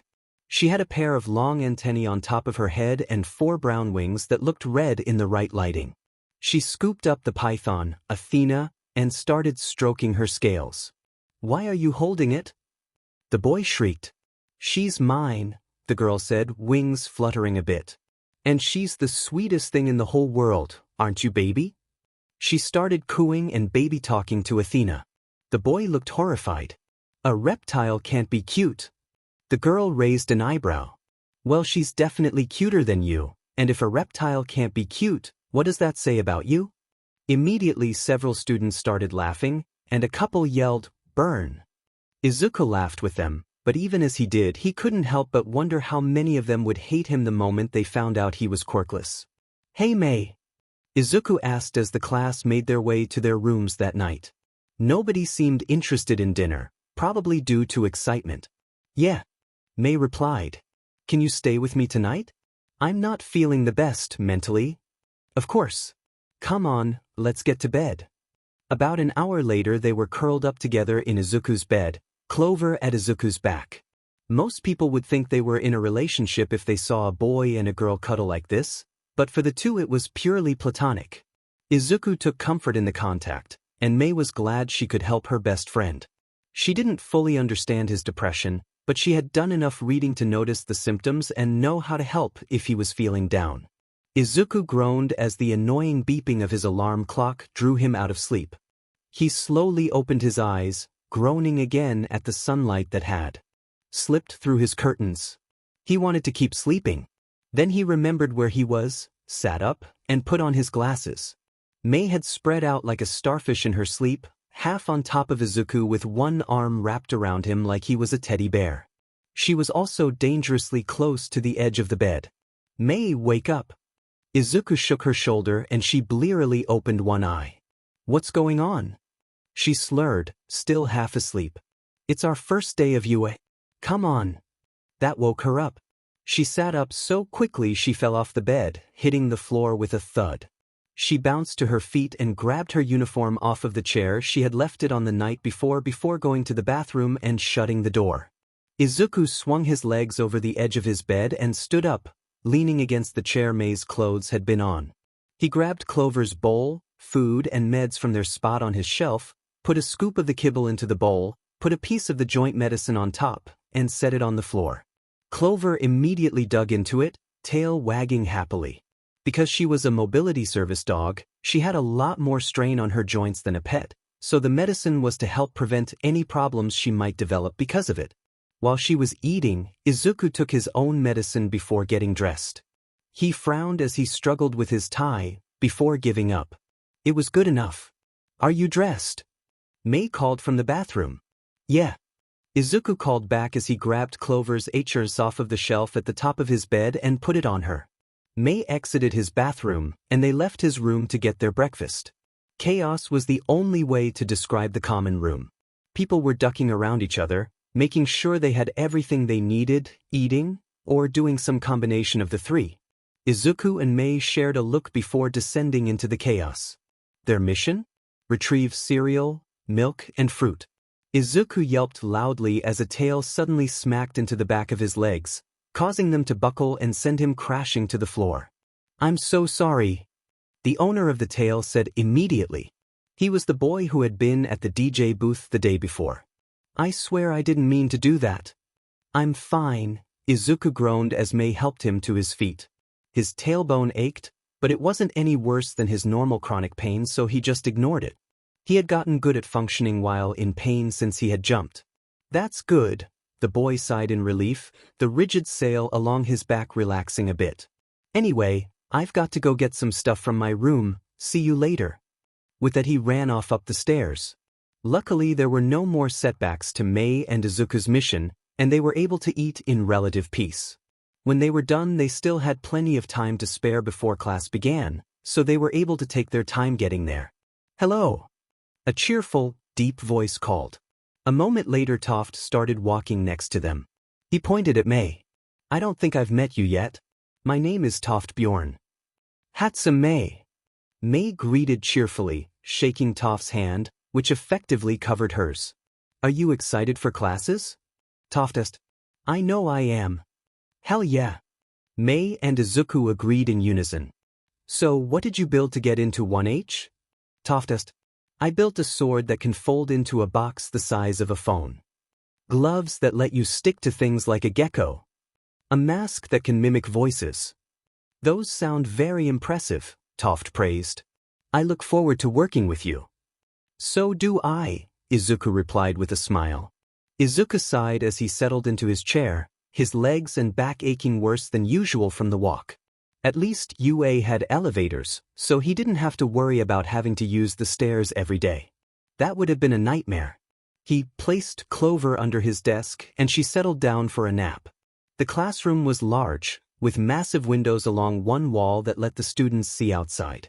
The room was on the 5th floor and faced out towards the ocean, so they got a really good view. The teacher's desk looked more like a workstation, with a podium in front of it and a chalkboard above it. The desks were arranged in 4 rows of 5, with each table-like desk taking up the space of 2 normal ones. Each desk was fitted with storage space underneath, easily accessible power sockets, a stand that could be pulled up from the front, presumably for holding blueprints, and a case on one side full of tools. It was really nice. It didn't take long for all of the 1H students to enter the classroom and find their seats. A few started chatting to each other, while others stayed quiet. Izuku was at desk 9, and the desk next to him, number 4, belonged to a girl with straight, shoulder-length jade green hair with vertical teal stripes, umber-brown skin, and an hourglass figure. He couldn't see what color her eyes were since she was keeping her gaze firmly locked on her phone, and her hair was forming a curtain around her face. She was giving off a strong vibe of, "Don't talk to me," so Izuku left her alone.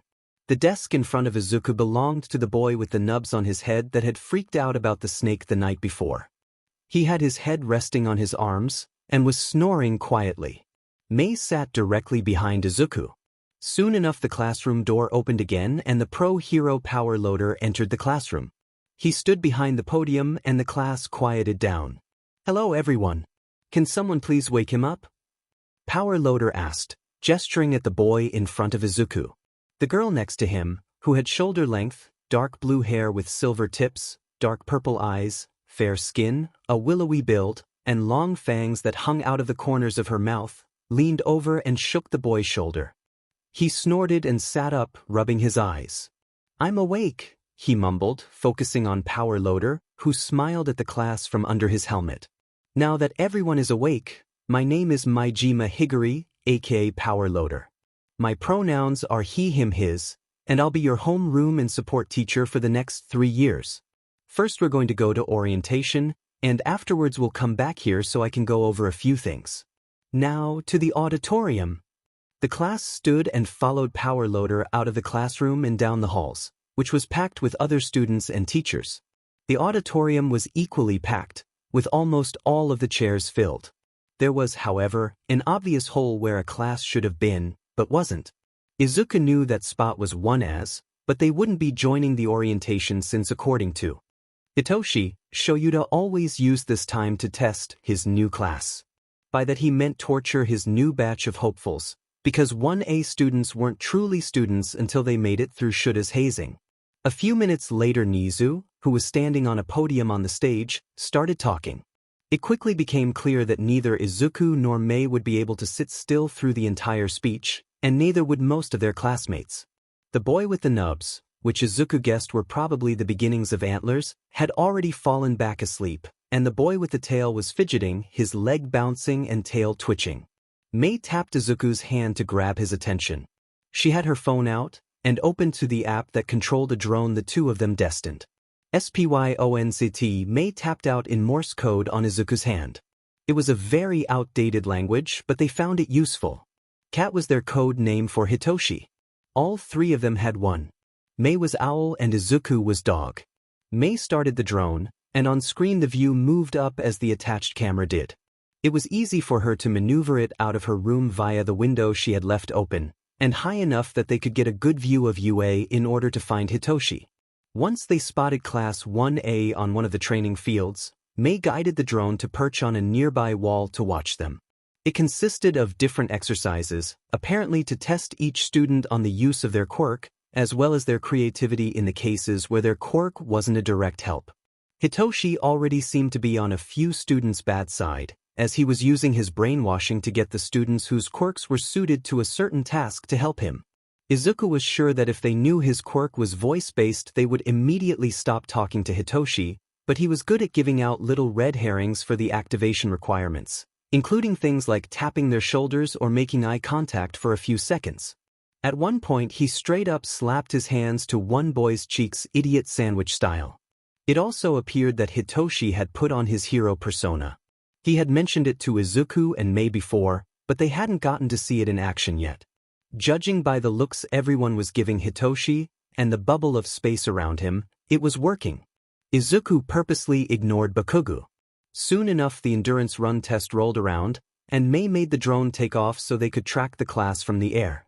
Except once it was in the air, the drone stopped following Mei's commands. She frowned and was about to try to land the drone, when it suddenly jerked to one side and started spiraling towards the ground. One of the students spotted the drone and yelled, "Look out!" just in time for Shoyuta to turn around and be struck in the face by it. Izuku and Mei shared a horrified look as they watched Shoyuta fall to the ground. He sat up a moment later, one hand pressed over his cheek. His fingers had blood on them. Shoyuta picked up the drone and examined it, eyes narrowing when they fixed on Izuku and Mei's logo, a pair of interconnected gears with Hatsudoria ink printed on them. "We're screwed," Mei whispered under her breath, and Izuku nodded in agreement. Hitoshi got to class much earlier than all of his classmates for the sole reason that his parents drove him. They had decided that since Shoyuta and Hizashi had to drive to UA every morning anyway, it would be easier if they just brought Hitoshi along with them instead of having him go on his own, or deal with the hassle that would be moving him to the dorms. So, when Hitoshi got to Wana's homeroom, it was completely empty. That worked out fine for him, since it was early and he was tired because insomnia se. He took off his jacket, folded it up, and put it on the floor between his desk and the wall before laying down to nap. The jacket made a decent pillow, and soon enough his exhaustion caught up to him.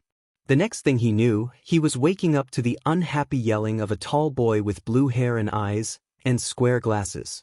Hitoshi blinked up at him, still groggy. "What?" he muttered. "I was saying that it is very inappropriate for a UA student to be sleeping on the floor," the boy said, waving his hands in an odd chopping motion. Hitoshi sighed and put his arm over his eyes. "I don't care. I'm tired. I'll get up when class starts." Hitoshi heard the other boy sputter in offense. Then he started lecturing again.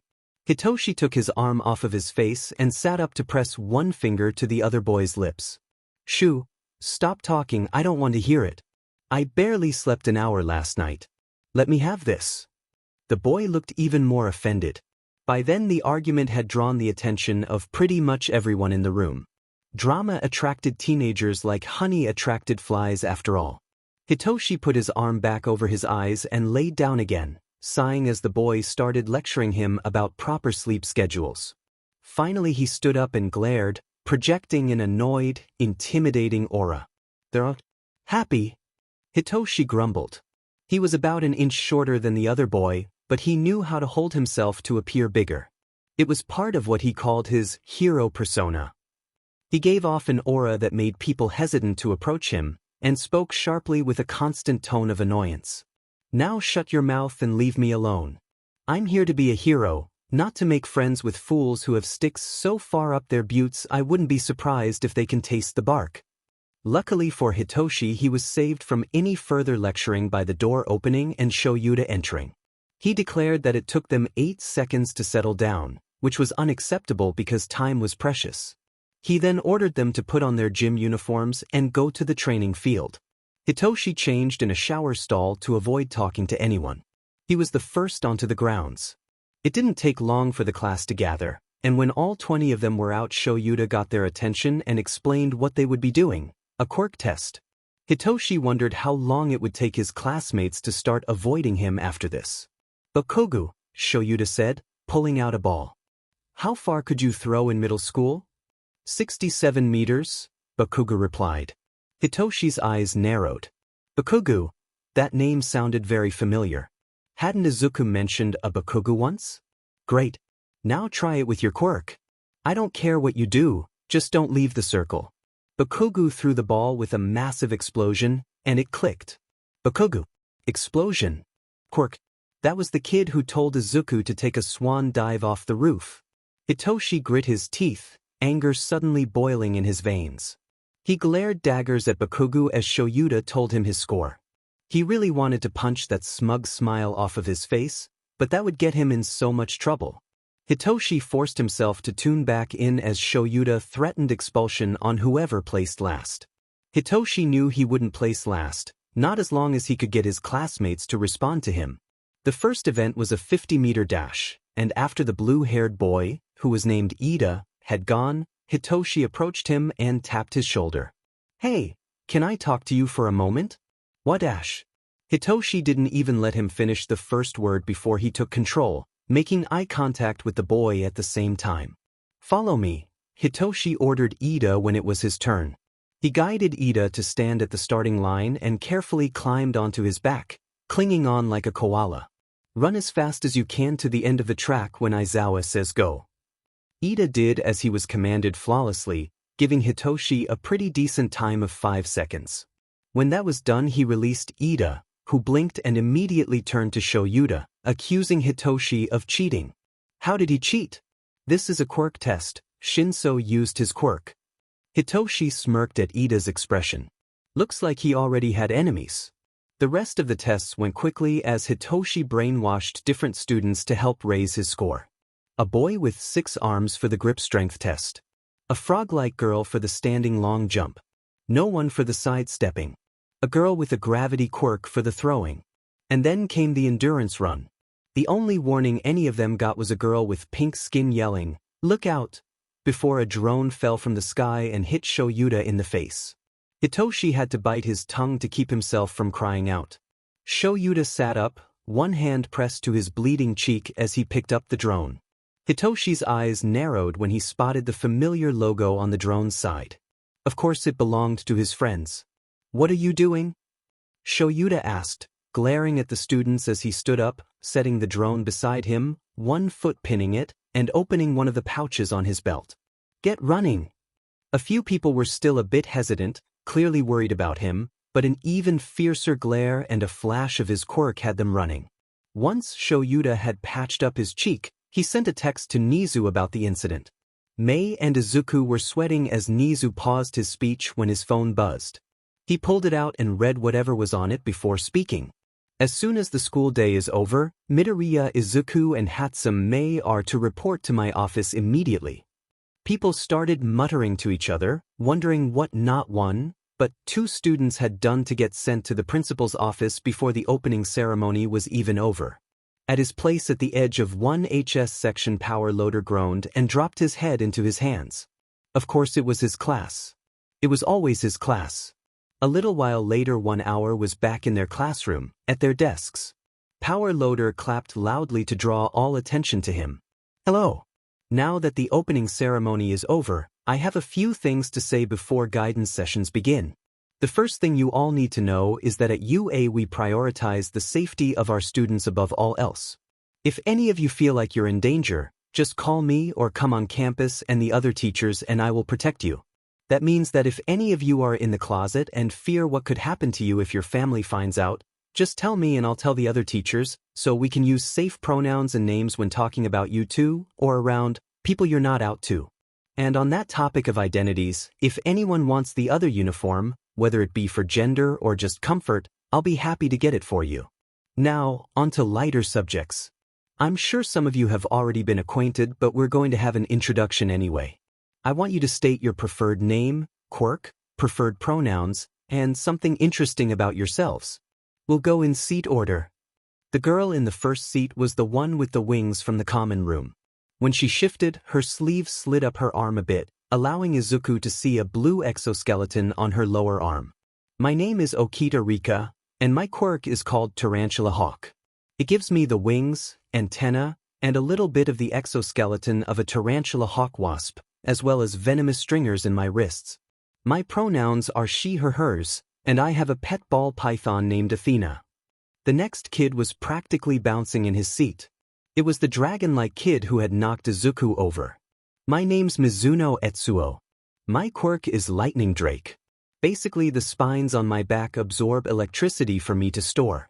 My current limit is about 2 million volts before it starts to have severe side effects. My pronouns are he, him, his, and my favorite food is dragon fruit. The next kid had chin-length dark blue hair with silver tips. Her eyes were dark purple, her skin was fair, and she was willowy. She also had long fangs that stuck out of her mouth and hung down to her chin. I'm Nia Yumi, she said quietly. My quirk is hydrokinesis. I can control up to 50 gallons of water at once. My pronouns are she, her, hers, and my fangs have nothing to do with my quirk. My dad has a Smilodon quirk and it's a mutation I inherited from him. The girl in the fourth seat looked up, her hair falling away from her face and letting Izuku see it. The first thing that he noticed was her eyes. They were light gray, and the dullness of them paired with the deep bags under them said she was exhausted both mentally and physically. I'm Kokami Jade, and I'm quirkless. Izuku immediately sat up straighter. Another quirkless person in his class? The odds of that happening were almost non-existent. That also explained why she looked so tired. My pronouns are she, her, hers, and I won't take any crap from anybody just because I'm quirkless. Don't worry, UA has a strict no-bullying policy, Power Loader said. Kokami rolled her eyes and Izuku barely heard her muttering, everybody says that. The next girl was slender with porcelain pale skin, wavy, waist-length white hair, and silver eyes. Instead of speaking, she held out her phone and an automated voice said, My name is Arita Tsukiko. I am mute, so I use this or JSL to talk. My quirk is called marionette. If I touch someone, I can make a marionette doll of them, which I can use to control them. My pronouns are she, her, hers, and I like camping. Next up was Toft. My name is Toft Bjorn and my quirk is called Growlar Bear. It lets me turn into a grizzly bear polar bear hybrid as well as giving me a few mutant traits. My pronouns are he, him, his, and my favorite food is falukorv. The next girl grinned widely as she introduced herself, leaning back in her chair. She had unevenly cut, armpit-length hair that was darker gray on top and faded to pale gray at the tips. Speckled throughout it were spots of various shades of gray. Her eyes were such a dark blue they were almost black, and when she smiled she exposed oddly shaped teeth. Her skin was tanned and covered in freckles, and she was sturdily built. I'm Uchiyama Kasumi and my quirk is called Leopard Seal. It lets me turn into a leopard seal. My pronouns are she, her, hers, and I like skateboarding. Last but not least of Izuku and Mei's new classmates was the boy that had jumped on the table to escape Okita's python. My name is Nakano Ren, and my quirk is called Moose. I can turn into a moose. Pronoun-wise, I'm gender fluid. He held up a wrist to show a blue bracelet. So when I'm wearing a blue bracelet I'm male and use he, him, his pronouns, and when I'm wearing a yellow one I'm non-binary and use they, them, theirs. My favorite food is mayonnaise. Mei bounced slightly in her seat as she introduced herself. My name is Hatsum Mei. My quirk is called Zoom. It allows me to zoom in on things. My pronouns are she, her, hers, and I can't wait to make a ton of super cool babies. She means inventions. Izuku quickly interjected. She calls her inventions her babies. My name is Midoriya Izuku and I'm quirkless. He didn't miss how Kokami's expression turned interested when he said that. My pronouns are he, him, his, and one of my favorite things to make are tasers. It's wonderful to meet you all, Power Loader said with a smile. I hope this year will be a success. Now, Hatsum and Midoriya, go to the principal's office. Izuku and Mei sat in Principal Nizu's office, Shoyuta next to them. So what happened exactly? Nizu asked. I want to hear both sides of the story. Aizawa, you go first. I was testing 1A when out of nowhere a drone hit me in the face and cut my cheek, Shoyuta said, gesturing at his bandaged face. I recognized those two's logo on it and texted you. Midoriya, Hatsum, your turn, Nizu said. Izuku spoke first. Well, as you probably know, Mei has ADHD and I tend to zone out easily if I'm not doing anything to keep me in the moment, and so Mei suggested we spy on Hitoshi. Mei continued, we used our remote to access it and fly it from the dorms to the training ground where 1A was. We meant to just watch, but something went wrong and the drone went out of control. We didn't mean to hit anybody. Izuku nodded his head in agreement. Nizu smiled and said, in that case, I don't think there's any need to punish you. It was an accident after all. Aizawa groaned. I'd argue they were spying on 1A, but I know you only encourage that. Nizu's grin widened. This year was going to be so much fun. What did Principal Nizu say? Toft asked when Izuku and Mei got to the 1H dorm. He was in the kitchen, mixing together several kinds of meat and skis in a large bowl. We got off scot-free, Mei said with a grin. Apparently spying on other classes is encouraged. Okita laughed from her seat at one of the tables. That's on brand with what my sister told me. I've also heard rumors that Nizu has secret passages in the walls, but I think that he just uses the vents. Mei's grin widened. Izuku, maybe we could use the vents to spy if we made a little spider drone. I'm going to go work on that now, wanna help? Izuku shook his head. No thanks, I don't really feel like it right now. Okay, Mei replied, leaving to go to her room and work. As much as Izuku adored inventing, he sometimes didn't feel like it, and if he wasn't in the right mood he'd only get frustrated. Mei understood that and never pushed. She sometimes burned out too. What are you making? Izuku asked Toft, approaching the kitchen counter and sitting on one of the stools. Falukorv, Toft responded. It's a type of Swedish sausage. My father taught me how to make it. I'm making enough for the whole class.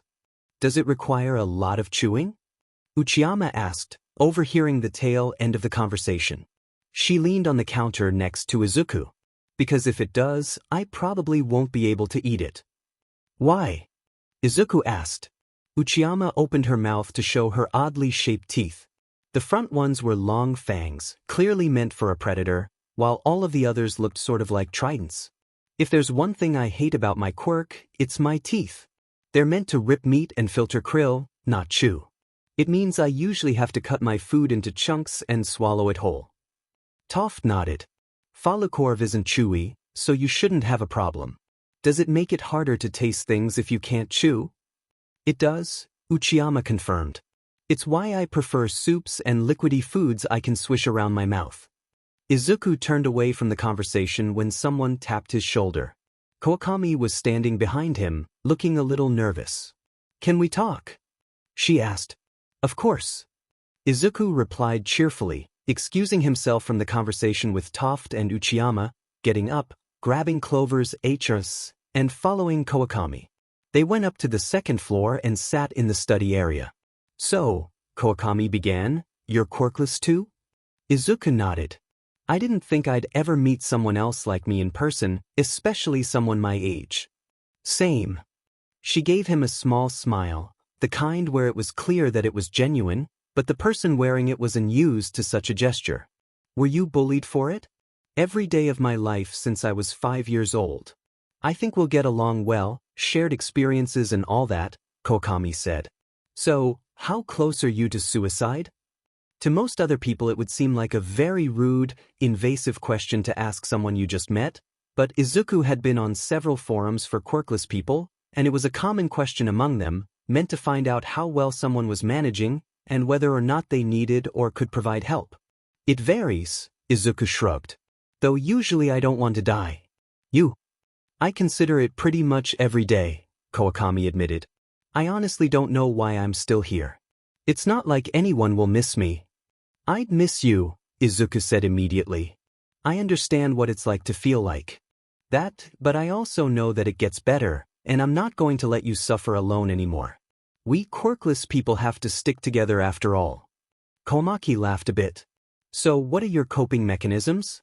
I do a lot of parkour and free running and things like that.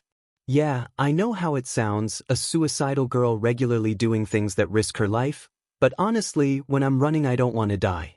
I want to keep living if only to feel the wind one more time, or the adrenaline rush from leaping from building to building 5 stories up. Whenever I'm having a bad day I usually invent or analyze. It keeps my mind busy. If I don't feel like doing that or can't concentrate, I play those dumb mobile games on my phone and cuddle Clover. I assume Clover is your service dog? Kawakami asked. Izuku nodded. You can pet her if you like, I've just got to give her the command. I would like to, Kawakami said. Clover, do you want to visit? Izuku asked Clover, pointing at Kawakami. Clover immediately jumped to her feet and trotted over to Kawakami, tail wagging as she sniffed her. Kawakami grinned and rubbed Clover's neck and ears. Clover grinned and liked Kawakami's hands. After a minute Clover returned to Izuku and lay at his feet, tail thumping the ground quietly. Kawakami was grinning widely. She's adorable. She is, Izuku agreed. She's helped me through some very rough times. I don't know what I'd do without her. Jade nodded. We don't deserve animals. We really don't, Izuku agreed.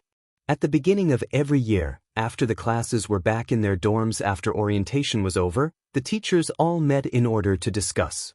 They pointed out any students who seemed like they would be problems, or were particularly bright.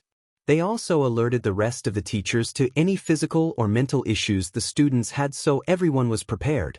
They went in class order, so 1A was first. Aizawa pulled out some papers and cleared his throat. I want everyone to keep an eye on Mineta Minoru. I don't like the way he was looking at his female classmates. Kaminari Denki has ADHD and dyslexia, so allow him to use his fidget toys in class, they help him concentrate. Yairozu Momo's quirk relies on body fat, and if she overuses it could cause some health issues. He quickly ran through a couple other students before reaching Hitoshi. Shinso Hitoshi. He has depression and PTSD, and has hurt himself on more than one occasion and attempted suicide before. He's currently going to therapy, but keep an eye on him and alert me or Hizashi of any concerning behavior. Glad onto you. Well, Monoma Nito acts like he has rabies half the time, but Kendo Itsuka seems to have taken it upon herself to keep him under control, so as long as she's there he shouldn't be much of a problem. Otherwise, he'll probably antagonize 1A and might start a few fights. The rest of 1B and the others went by quickly until they reached 1H. Right. Maijima began. Okita Rika's quirk is Tarantula Hawk. She has stingers in her wrists that inject venom, which could cause a severe allergic reaction, so be prepared just in case. All Might raised his hand. What exactly is a Tarantula Hawk? It's a type of wasp that's said to have one of the most painful stings in the world, Maijima replied. Mizuno Etsuo has ADHD, and like Kaminari brings fidget toys with him. Arita Tsukiko is mute, and has a voice app she uses to communicate. And then there's Hatsum Mei and Midoriya Izuku. The other teachers could hear the exhaustion in his voice. They're clearly brilliant, the cause of the cut on Aizawa's cheek, and have probably known each other long before UA. They have, Aizawa interjected. When eyes turned to him he said, they're friends with my kid. Those two have known each other for a couple of years and are thicker than thieves. Maijima nodded. Hatsum has ADHD, and Midoriya has partial paraplegia, anxiety, depression, and PTSD. He attends therapy and has a service dog who helps him with walking and his mental health, and is also trained to alert someone if he needs help.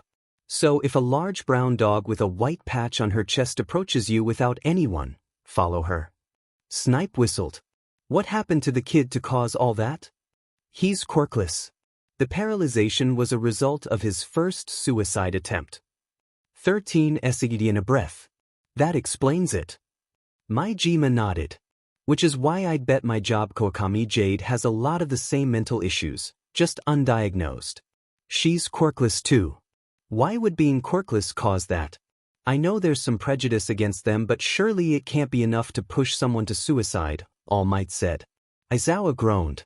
You really have no idea how bad it is for quirkless people in Japan, do you? I've talked down a lot of jumpers in my career, and most of them either had a villain's quirk, a weak one, or were quirkless. Honestly, it's a miracle those two have lived so long. And we want to keep them alive, so everybody keep a very, very close eye on them, Hound Dog growled. Power Loader, can you send them down to my office soon? I want to talk to them. I may be able to get a more accurate analysis of Kawakami's mental state. Maijima nodded. Of course. Hitoshi was leaning against a tree on Yue's lawn, Izuku sitting between his legs and leaning back against his chest as they ate their lunch. Clover was napping next to them, sprawled out in the sun and lightly snoring. It was a really nice day, so they had decided to eat outside. Mei had opted to join 1H for lunch, wanting to know about their inventions, but both Izuku and Hitoshi wanted some peace and quiet for a while, away from the chaos of the other students. Are you all right? Izuku asked, tilting his head back to look at Hitoshi. You seem stressed. Hitoshi sighed, shoulders slumping. I have hero training this afternoon, with All Might. Izuku took Hitoshi's hand, rubbing his scarred knuckles. Hitoshi had a lot more self-inflicted scars than Izuku did, from years of suffering alone. Don't let what happened to me sabotage your chances of living your dream. Besides, now that the two of us are in the same building, eventually we'll run into each other and I'll give him a piece of my mind. Not today though, I'm not ready. Okay, I won't, Hitoshi agreed. He rested his chin on Izuku's head. His hair smelled like lavender shampoo. But I'm not going to just let him be. There's plenty of subtle ways to make teaching me difficult without sabotaging myself. Izuku laughed. Do that. Being petty is always fun. That it is. Hitoshi grinned as he opened his costume case. After years of dreaming and sketching ideas and working to get here, he was finally looking at the real thing, and it was better than anything he had ever imagined. He didn't waste any time taking off his uniform and getting his costume on. He changed in a shower stall like he did for P. He wasn't ashamed of the scars that littered his body from the years of abusive foster homes, bullying, and his own hands, but he didn't feel like dealing with questions. The base of his costume was a hooded turtleneck and a pair of long pants, both patterned with a mottled black, white, and gray pattern perfect for camouflaging in the shadows of the city. His belt looked like his dad's, except patterned like his shirt and pants, and held pretty much the same things, such as smoke bombs, flashbangs, and pepper spray. It also held his taser and eskrima sticks. He had sturdy but light armor on his shoulders, legs, arms, and torso, as well as knee and elbow pads. It was all patterned like his shirt and pants. His mottled boots were steel-soled and toed, and his gloves had reinforced knuckles. Both were insulated. He had knives strapped to the outside of his lower legs, as well as another pair hidden in the armor on his lower arms. The persona cords attached to his shirt's neck and were mostly hidden by his capture scarf, which was dark gray and dyed with blotchy patterns like his suit. Hitoshi grinned under the persona cords as he walked out to the field, studying his classmates. He couldn't really judge the practicality of their costumes since he didn't know their quirks, but he could judge their apparent lack of weapons.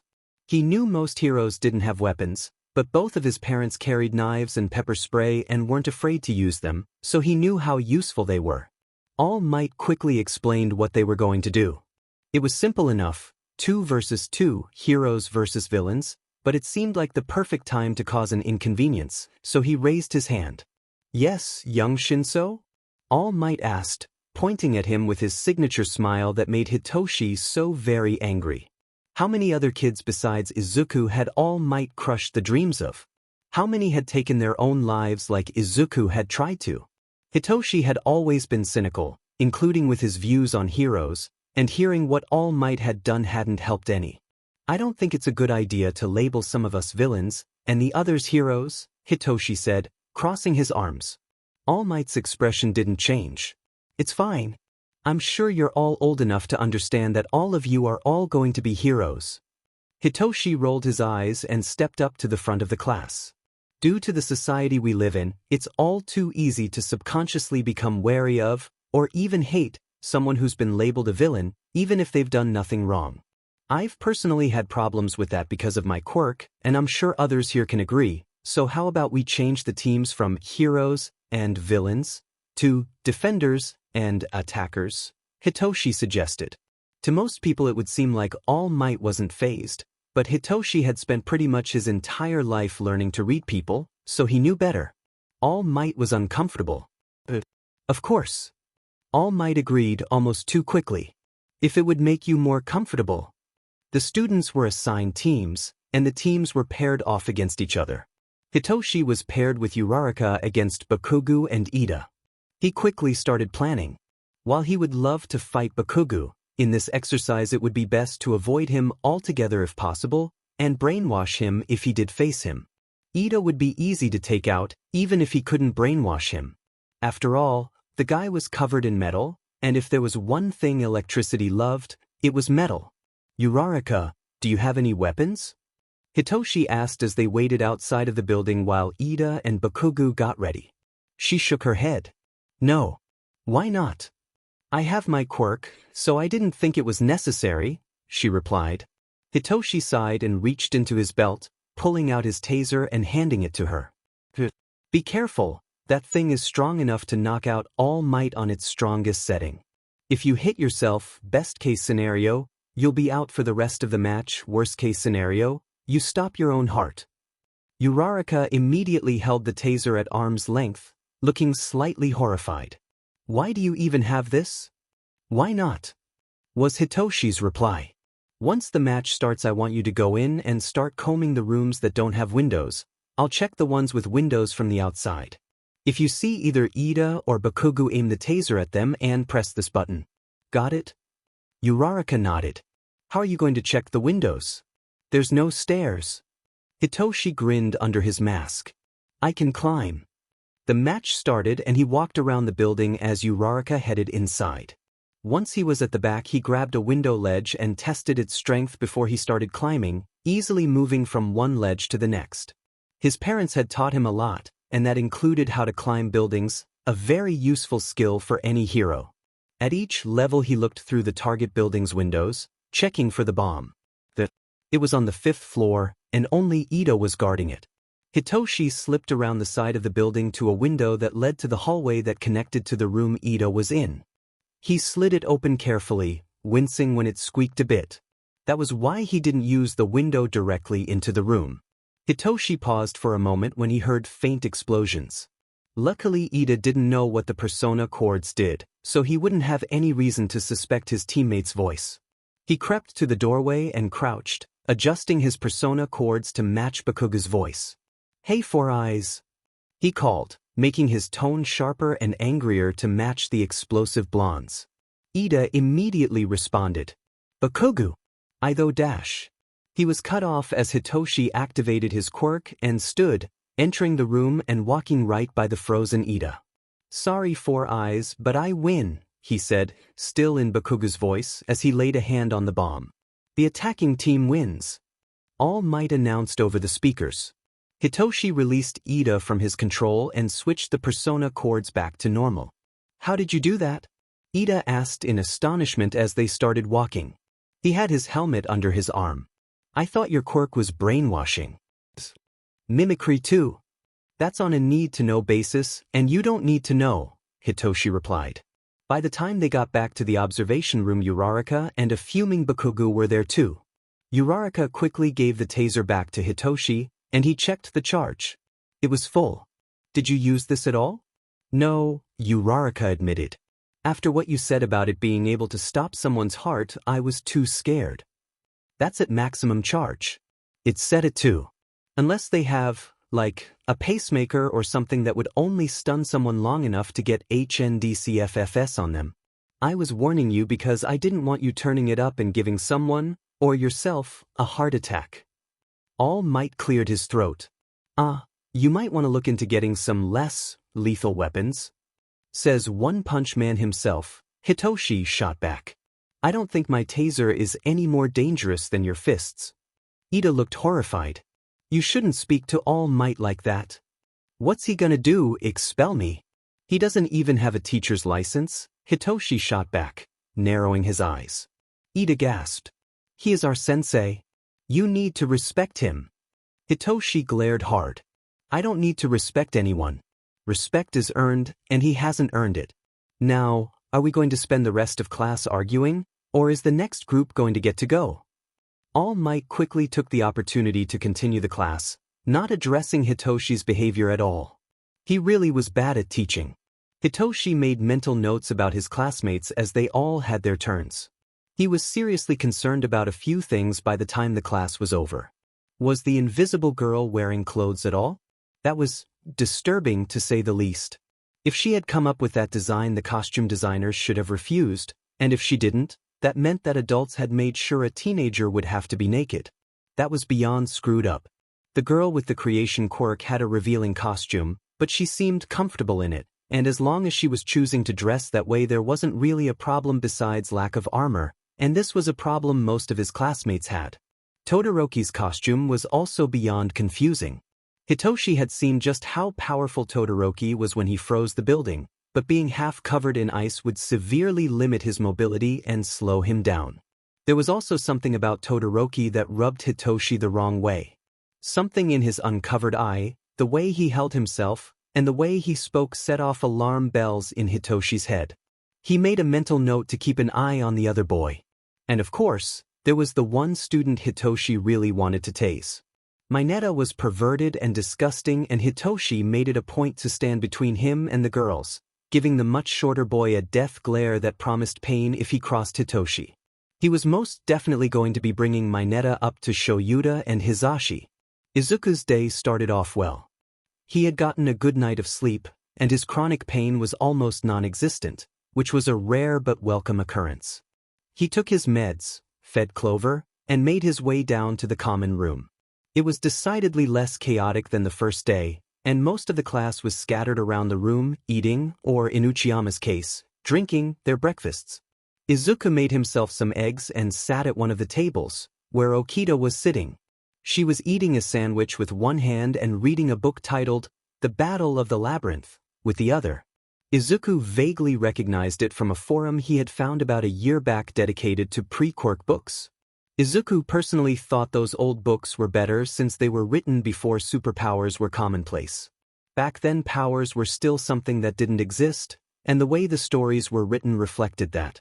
"Good morning," Okita said, glancing up from her book. "How are you?" "I'm good, you?" Izuku replied. "I'm good." Izuku nodded and they fell back into silence. Everything was peaceful for about a minute until the toaster caught on fire and Toph threw it through the window in a moment of panic. The class stared as the fire spread onto the dead grass that still remained from winter. Ni was the first to react, using her quirk to pull the water out of the class' various drinking glasses, dumping it on the toaster and dousing the flames. "We should probably get to class before a teacher notices that," Toph said, gesturing at the warped remains of the toaster. "That's probably a good idea," Ni agreed. "Hello everybody," Power Loader said cheerfully as he entered the classroom, taking his place at the front. "First of all, I know about the toaster. You'll get a new one when you clean it up. Second, today you will be choosing your class president and vice president." A few people cheered. Does anybody have a student they would like to elect for these positions, or would like to take them themselves? Okita raised her hand. "I would like to be class president." "Then please come stand next to me," Power Loader said. Okita did so. "Anybody else?" May raised her hand eagerly. "I want to elect him," she said, pointing at Toph, who smiled at her. "I would like the position. Come stand beside Okita." "Anybody else?" Kawakami elected Nakano because they seemed level-headed. No one else was interested. They weren't like the hero courses, who would be scrambling to be president because of the opportunity to show their skills. They would much rather focus on their inventions. Now, I'm going to call out a name, and if you want them to be class president, raise your hand. You get to vote once. Okita. She got 3 votes.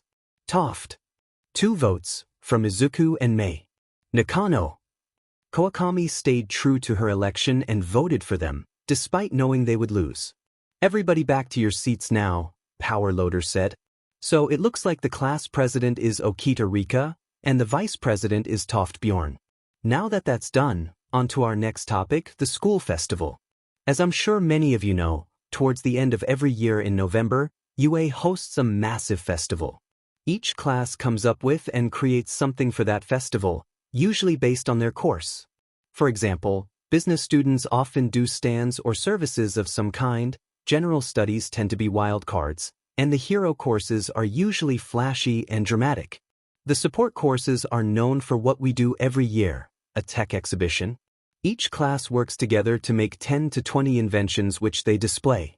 This is your single greatest opportunity to show off what you can do and catch the eyes of investors who can give you what you need to achieve your dreams. In my personal experience, the classes that do the best are the ones that get started right away, so I would advise you to start brainstorming and sketching up some ideas. The rest of homeroom today and most days will be dedicated to planning and brainstorming without actually building anything. We'll do that this afternoon. You may begin now. The class rushed to get paper and pencils out of their desk supply cabinets, a few pulling partially finished blueprints from their bags. Izuku was one of the latter, pinning his paper onto the desk with the provided magnets and leaning over it to work on sketching the feathers. Quirk mimicry was something he found fascinating, and he knew he would have to work much harder than his peers to be noticed, so he decided to start right at the top with a well-known, powerful, and unique quirk. Izuku grinned to himself as the blueprint for a set of metal wings with a 25-foot span came to life under his pencil. He would stand at the top one day, that was his promise to himself. He had no intention of breaking it. Hitoshi's day started off badly. He woke up with a migraine, which unfortunately wasn't uncommon. Headaches were a side effect of his quirk, along with his insomnia. Hitoshi rolled over, grabbed the noise-canceling headphones Izuku had made him off of his nightstand, and put them on. He relaxed a bit when the sounds from the street outside were immediately muffled. He got out of bed and made his way to the kitchen. Migraine? Hizashi signed when he saw Hitoshi, who gave him a thumbs up before pulling a small container of leftovers from the fridge for breakfast. He needed to eat something, even if he really just wanted to go back to sleep. He also grabbed some Tylenol and took that. Shoyuta joined him a couple of minutes later with his own leftovers and signed, "Hizashi told me you had a migraine. Want to stay home?" "No," Hitoshi replied. "I will be fine." The drive to UA was quiet, Hizashi foregoing turning on the radio. The Tylenol was helping, thankfully, so Hitoshi's head didn't hurt nearly as much as it had when he woke up. Shoyuta parked the car in UA's underground staff parking lot and the three of them took the elevator up to the ground floor, where they parted ways, Shoyuta and Hizashi going to the teacher's lounge and Hitoshi going to the 1A homeroom. There he sat at his desk, head in his arms, and tried to ignore the pain in his skull. Hitoshi didn't even notice when his classmates started trickling into the room, which was a testimony to how good the headphones were. He only realized he wasn't alone when Yaoyorozu tapped him on the shoulder to get his attention and let him know class was starting. He thanked her and focused on Shoyuta, who was just starting to take attendance. He signed along to what he said, so Hitoshi didn't have to take off his headphones and risk making his headache worse. Predictably, almost immediately Ida raised his hand, and when Shoyuta called on him he pointed at Hitoshi, presumably complaining about his headphones. Shoyuta said it was none of his business, and that he knew Hitoshi was paying attention, and went back to attendance. After that, Shoyuta announced they would be deciding their class president and vice president. Immediately most of the class leapt to their feet, and the noise level was high enough he could hear some of it through his headphones. Eventually Ida managed to get everyone to agree to a vote, and Hitoshi voted for Yaoyorozu since she seemed smart and level-headed. She ended up becoming president, with Ida as her vice. Immediately after thanking everyone who voted for him, Ida demanded to know why Hitoshi had been wearing headphones all morning. Hitoshi gave him a lazy blink, pretending not to understand. He could read Ida's lips, but he didn't have to tell the other boy that. "I can't hear anything right now," Hitoshi said. "My headphones are noise-canceling." Yaoyorozu raised her hands and, surprisingly, started signing. "Why are you wearing them?" "I have a migraine," Hitoshi signed back. Yaoyorozu nodded and translated for Ida, who asked how Hitoshi planned to understand their teachers. They all know sign. It's a requirement, Hitoshi replied. Just as Ida opened his mouth to say something else, Shoyuta stood up, declared homeroom over, and ordered everyone back to their seats for the next class. Tsukiko was a quiet girl, not only because she was mute. She had been bullied for most of her life due to lack of speech and for her quirk, and she had learned that being quiet kept attention away from her. People tended not to notice someone if they didn't make any noise. She moved quietly, and her footsteps were near silent. That's why the two villains in the teacher's lounge didn't hear her. She would forever be thankful the hinges on the door had been recently oiled. It probably saved her life. She had been going to ask a question about their English assignment, and froze when she saw them. They both had their backs to the door, and one was digging around a desk. He had grayish-blue hair, and his companion was made of black and purple mist. She didn't think they were a part of the staff. Tsukiko swallowed. She had never wanted to be a hero, but she couldn't just let them get away with this, so she bolted forward and pressed her hands to their backs just as they were turning. She activated her quirk immediately, the two men freezing as marionette puppets of them appeared in Tsukiko's hands. She stepped back. She couldn't call for help, so she had no choice but to bring them to the front of the school, where the police and teachers were. No one was looking when she and her prisoners left the building, so she did the reasonable thing to get their attention. She walked straight up to Vlad King and kicked him lightly in the shin since her hands were full. He looked down at her and raised an eyebrow. "What are you doing out here?" She pointed her chin at the villains she had caught, who were now on their knees like the puppets. Vlad's eyes widened. "Who are they?" Tsukiko mouthed, "I can't talk." "You're mute?" Vlad asked. She nodded. "We got a couple of people here we need handcuffed." He called to the police. They hurried over and paused, looking over at Tsukiko. "If they touch them, will your quirk get released?" Vlad asked. She shook her head and manipulated the puppet strings so the villains' hands were behind their backs. Once they were firmly handcuffed, she deactivated her quirk and the connection broke, leaving her with a pair of regular puppets. "You did good, kid," Vlad praised her with a nod. She beamed up at him. After that she was sent to class because lunch was over, her two new puppets in hand. Izuku was practically vibrating in excitement, and he wasn't the only one in his class. It was finally time for their course's special class, engineering. Power Loader stood at the front of the room and clapped to draw their attention. "Welcome to engineering. This will be the class where you have the most freedom, since there are very few restrictions on what you can build. Materials are in the supply room in the back, and the door to the left leads to the 1H workshop, where you can work on bigger projects that won't fit on your desk or in the storage cabinet under it. I'll be making rounds to check on you. With that, go invent to your heart's content, or until class is over." There was a flurry of movement as the class started scrambling for materials. Izuku waited until the main rush was over before getting his own, using one of the carts in the closet to transport them. Then he dragged the cart over to his desk, put Clover under it again, and started working. The first thing he needed to build to get the wings to work was the base, which he was designing to fit like a backpack. He was using very lightweight metal so they wouldn't be too heavy, and thus impossible to carry. Once he was content with the shell of the base, he started making the bones for the actual wings. He would need to add a lot of wiring to make them move, but that part was for later. He ended up having to move into the workshop, where several of his classmates were hard at work, including Mei, who was elbow-deep in something large and round. Izuku hung the base of the wings on the wall, spreading the bones. They looked pretty small, but once he added the feathers they would be much bigger. Izuku honestly wasn't sure what to expect from Murata's room. She had invited him to see it after he asked about the puppets she had brought into class. Apparently she had stopped to break in, and the puppets were the result of her quirk. She had offered to show him her collection, and curious, he accepted. Her room was mostly normal. The walls were pale blue, she had a Miruko bedspread, and her curtains were plain green. All normal.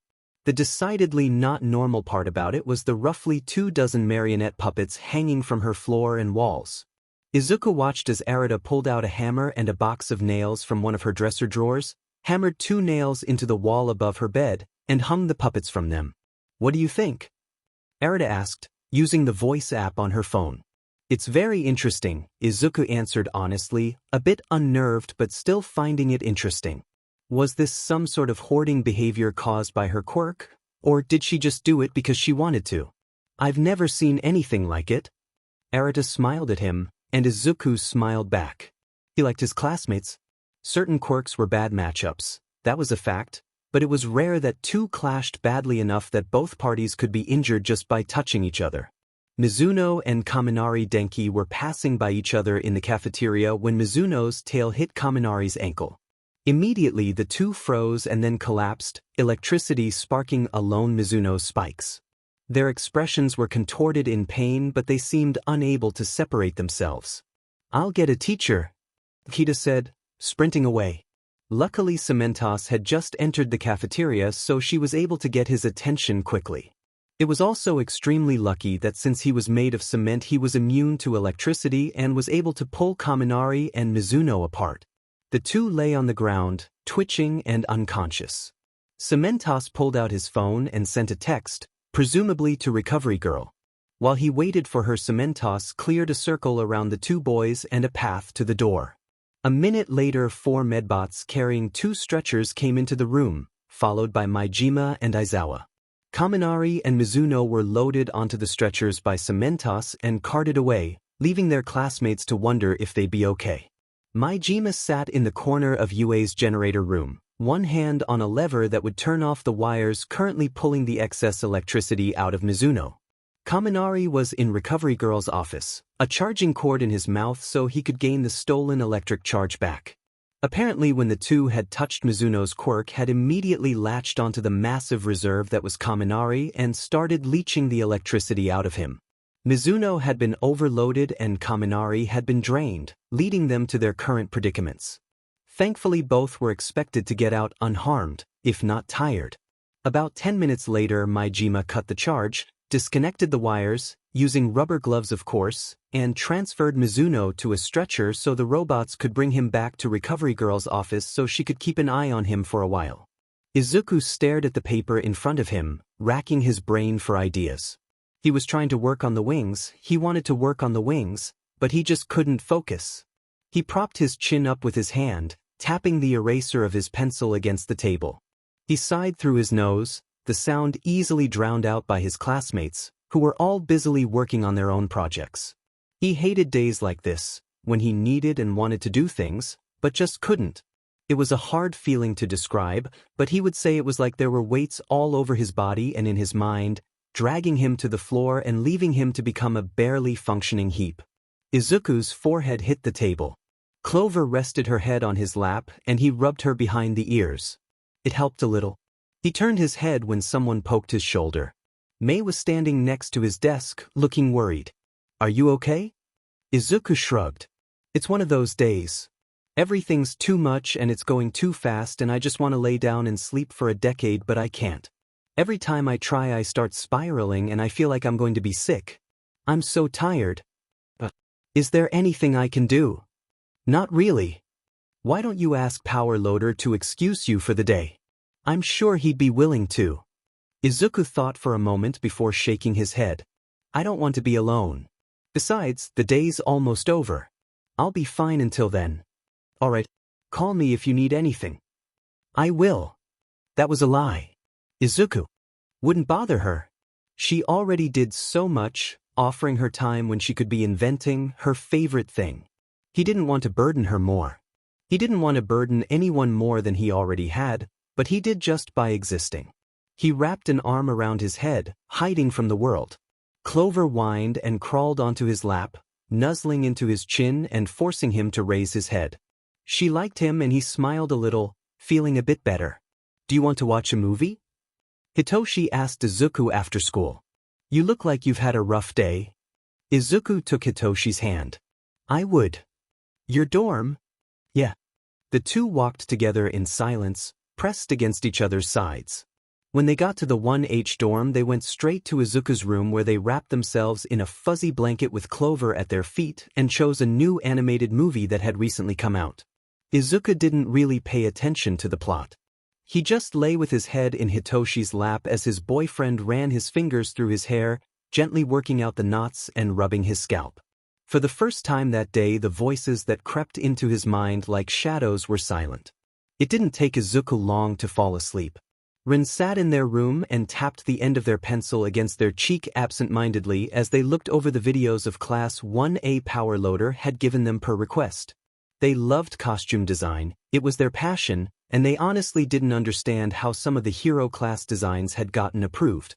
Almost no one had any armor, the girls were half naked, or in one case 99% naked, and frankly a good chunk of the costumes were just plain ugly. They knew the girls' costumes were in the most desperate need of an overhaul, but they figured it was probably best to leave those to the female support corps students, so they turned their attention to the boys. They pulled out their sketch pad and picked the student with a bird head who looked like he was wearing his parents' drapes. His name was Tokoyami Fumikage. The notes on his costume design, also provided by Power Loader, were simple. He had requested something mysterious and worthy of a Dark Lord, while also providing a good, dark place for his quirk, Dark Shadow, to recover. It only succeeded in the last thing on that list in Ren's eyes. "You seem like the kind of person who'd appreciate a good gothic aesthetic," Ren said to the picture of Tokoyami. They thought for a moment before an idea came to them. They leaned back in their chair and grinned. Victorian mall goth perfect. They started sketching, the image of the new costume design quickly coming to life. It was dark. It was edgy.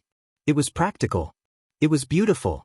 Fumikage did not expect to find a folder on his desk when he entered his classroom for homeroom. A folded note was taped to the outside of it, so he sat down, took it off, and opened it to read. Dark Shadow peered curiously over his shoulder. "Hello. I'm from Support Class 1H. I saw your costume design and honestly, I think it could be improved dramatically. So, I've sketched up a couple of new ideas for you. Of course, you by no means need to change your costume if you don't want to. It's your choice, I just wanted to toss you my ideas. Hope you like it. Nakano Ren." Fumikage set down the letter and opened the folder. To be honest, both he and Dark Shadow were very disappointed in their costume.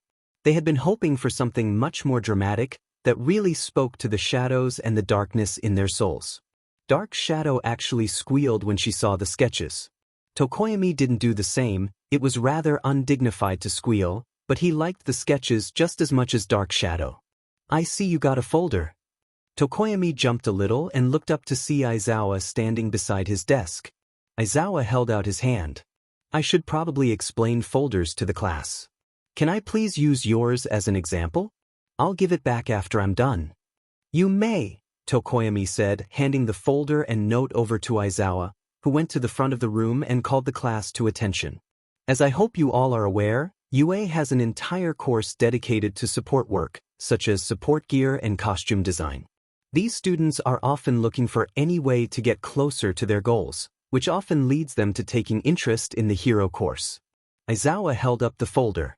Occasionally a hero student will find a folder on their desk, in their locker, or somewhere else. I've seen them everywhere from backpacks to inside shoes.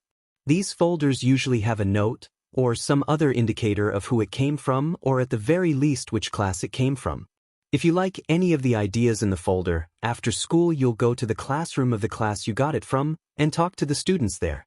Be aware that it is against the rules for any support student to modify your costumes in any way without the direct supervision and approval of their teacher, no matter what they tell you.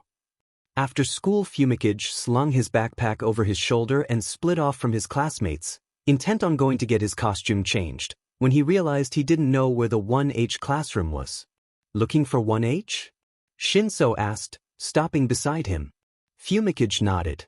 "Do you know where it is?" "Yep. Follow me." The two were quiet as they walked the halls, and deciding she didn't like it, Dark Shadow popped out. "So, how come you know where the classroom is?" "I go there to get my costume tweaked pretty often," Shinso replied. "Two of the students there designed most of my support gear and costume, so they know it best." "How'd you convince them to do that?" Dark Shadow asked. "We were friends for quite a while before UA.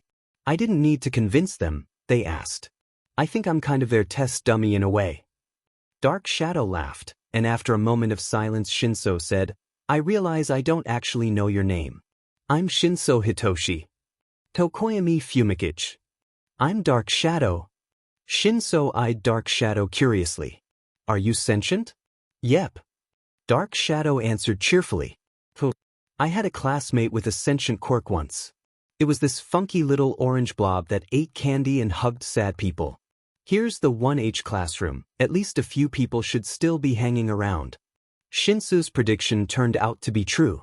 6 students were in the classroom, with Power Loader at his desk in the front, going through paperwork. Shinso made a beeline towards a desk in the back of the room, where a boy with fluffy green hair and large glasses sat. Shinso bent down and kissed his forehead before turning to look at what the boy was working on. Fumikage wondered briefly if their relationship was platonic or romantic. Hey, you came? A cheerful voice said. It came from a boy with a pair of fuzzy brown stubs on his head and deer-like ears. I assume you are the one who left this folder for me? Fumikage asked, walking over to Nakano's desk. So, what do you like about the design? Nakano asked, leaning forward and intertwining his fingers, resting his chin atop them. Everything. Dark Shadow said eagerly. It's so much better than our current one.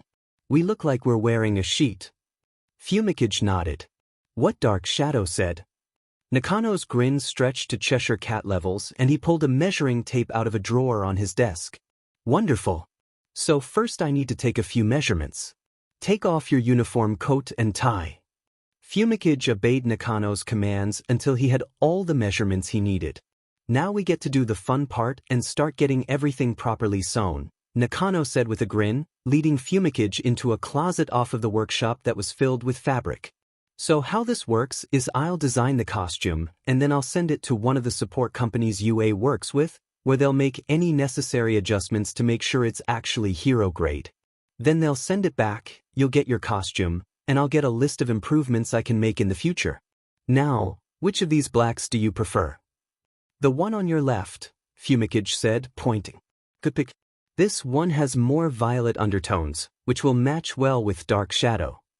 Nakano had Fumikage go through thread, accent colors, materials, and more than a dozen shades of black, dark red, and dark purple. Eventually they had a good-sized pile of materials and Fumikage was completely lost. He had no idea how Nakano was planning on making the stuff on his desk into a hero costume, but he supposed he just had to trust the process.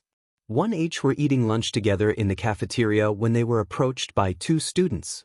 One had short, curly black hair, dark brown eyes, warm brown skin, and was built like a swimmer.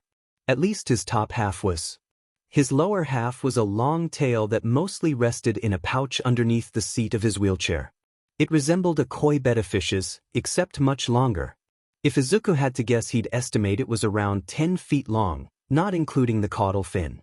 The second person looked like a stereotypical ghost.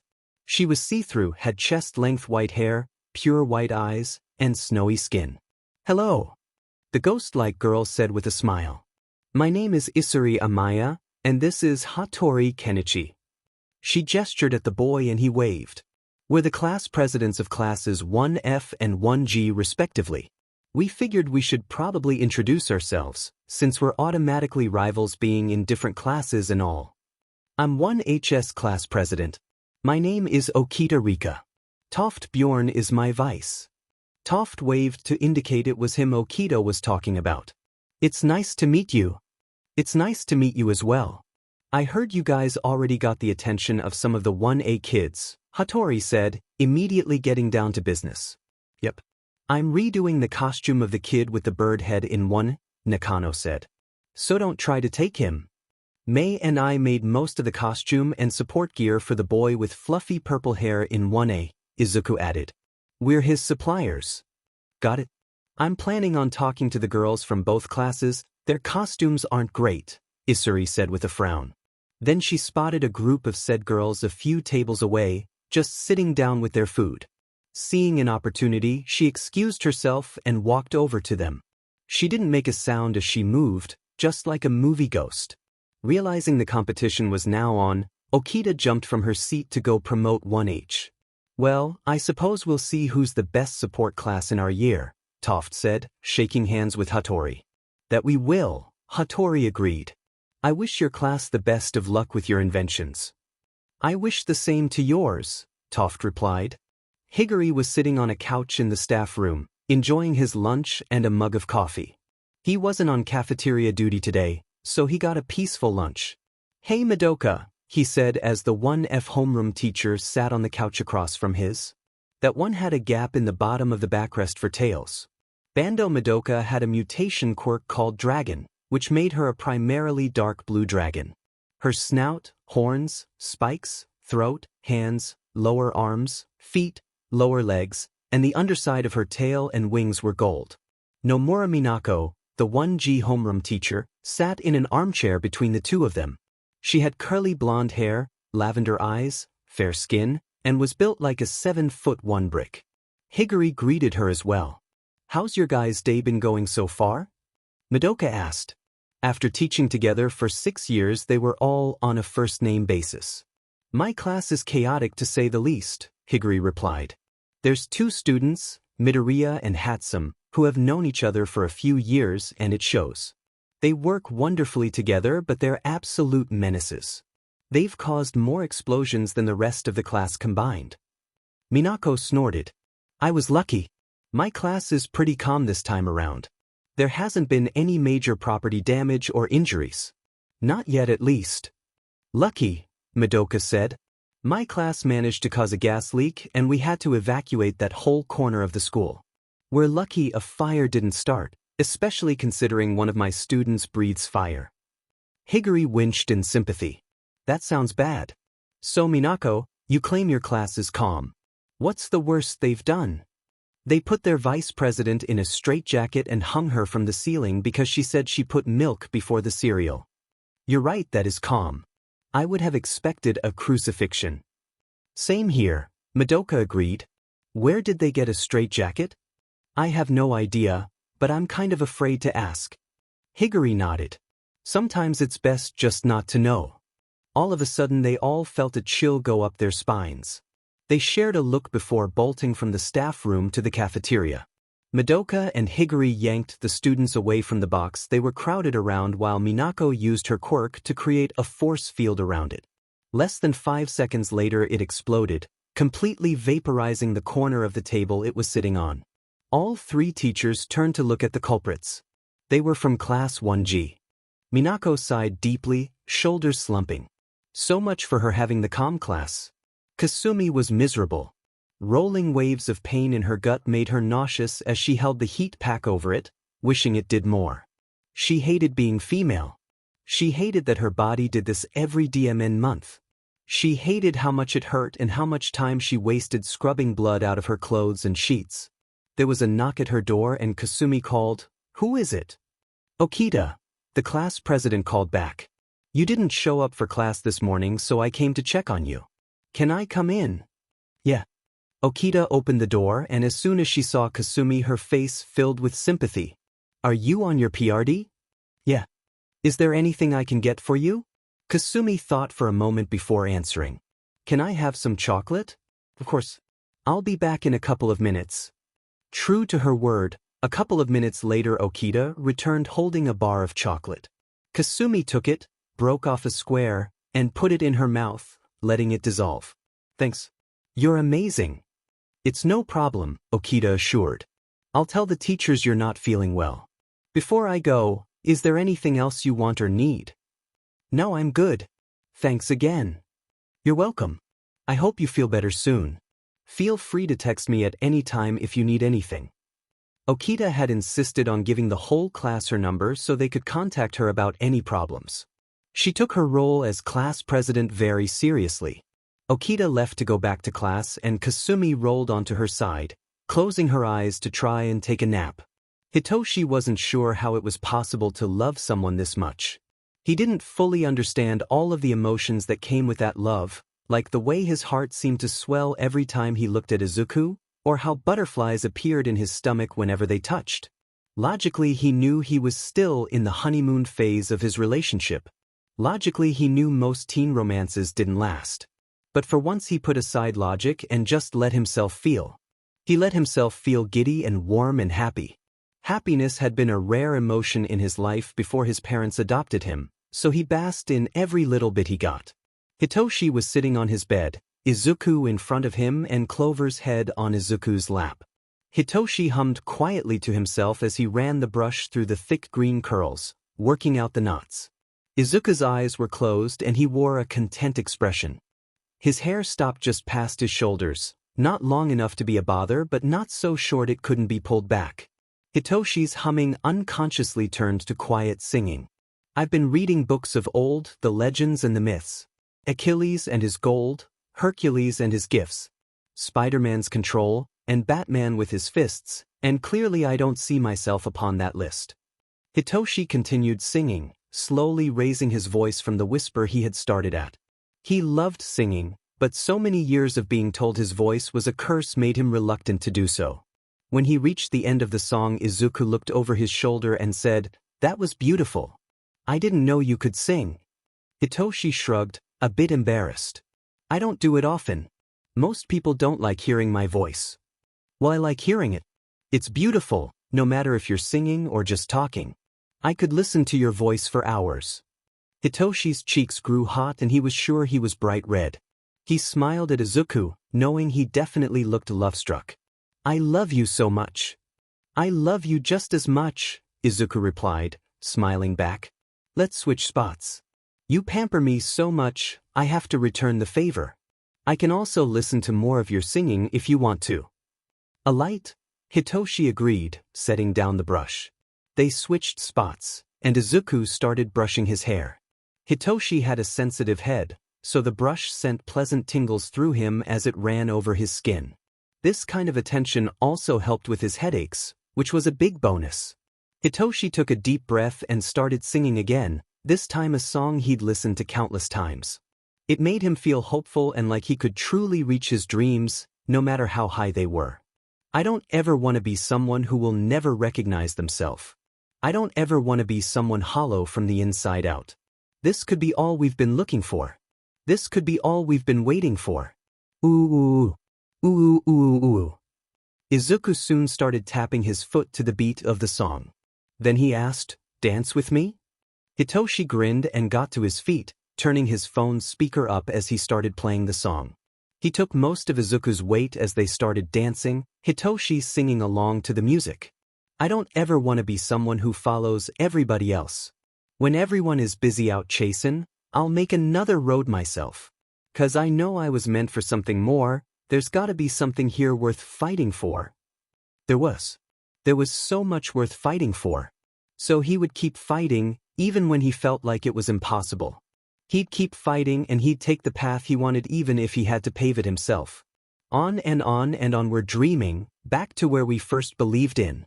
We can write our names out in the stars. Oh, and on and on and on we're moving, close above, we're never losing. Never giving up on who we are. Izuku tripped and fell onto the bed, dragging Hitoshi down with him. They lay there, laughing and grinning so hard their cheeks hurt. I love you so much, Hitoshi said. Can I kiss you? Yes, Izuku agreed, so Hitoshi kissed him. Izuku leaned into it, face flushed. You're so amazing, Izuku murmured when they pulled apart. I don't know how anyone could ever doubt that. I don't know how anyone could say you'd amount to nothing, Hitoshi replied. You'll rewrite the stars, put them where you want so the sky itself spells out your name. Then everyone will have to see you. Much like Shoyuta, Hitoshi had the sometimes uncanny ability to pretend to be asleep. Also like Shoyuta, he used said ability to listen in on conversations around him.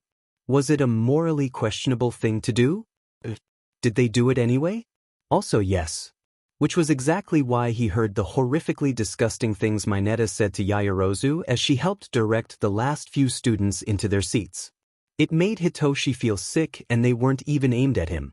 Hitoshi opened his eyes and straightened up from his slumped position, firmly set on putting the rotten grape in his place. Hey Mineta, Hitoshi said, leaning across the aisle towards him as Yaoyorozu sat down, face red with embarrassment. What? Mineta replied. Suddenly his eyes got a gleam that made Hitoshi want to GG. You're the one with the brainwashing quirk, right? Hitoshi nodded. Yes. The girls all grew pale, realizing how much danger they could be in if Hitoshi and Mineta teamed up. The gleam in Mineta's eyes brightened, but Hitoshi cut him off before he could say anything. Do you know what drinking bleach feels like? Hitoshi asked, not blinking as he stared down at Mineta, head tilted slightly. It's horribly painful.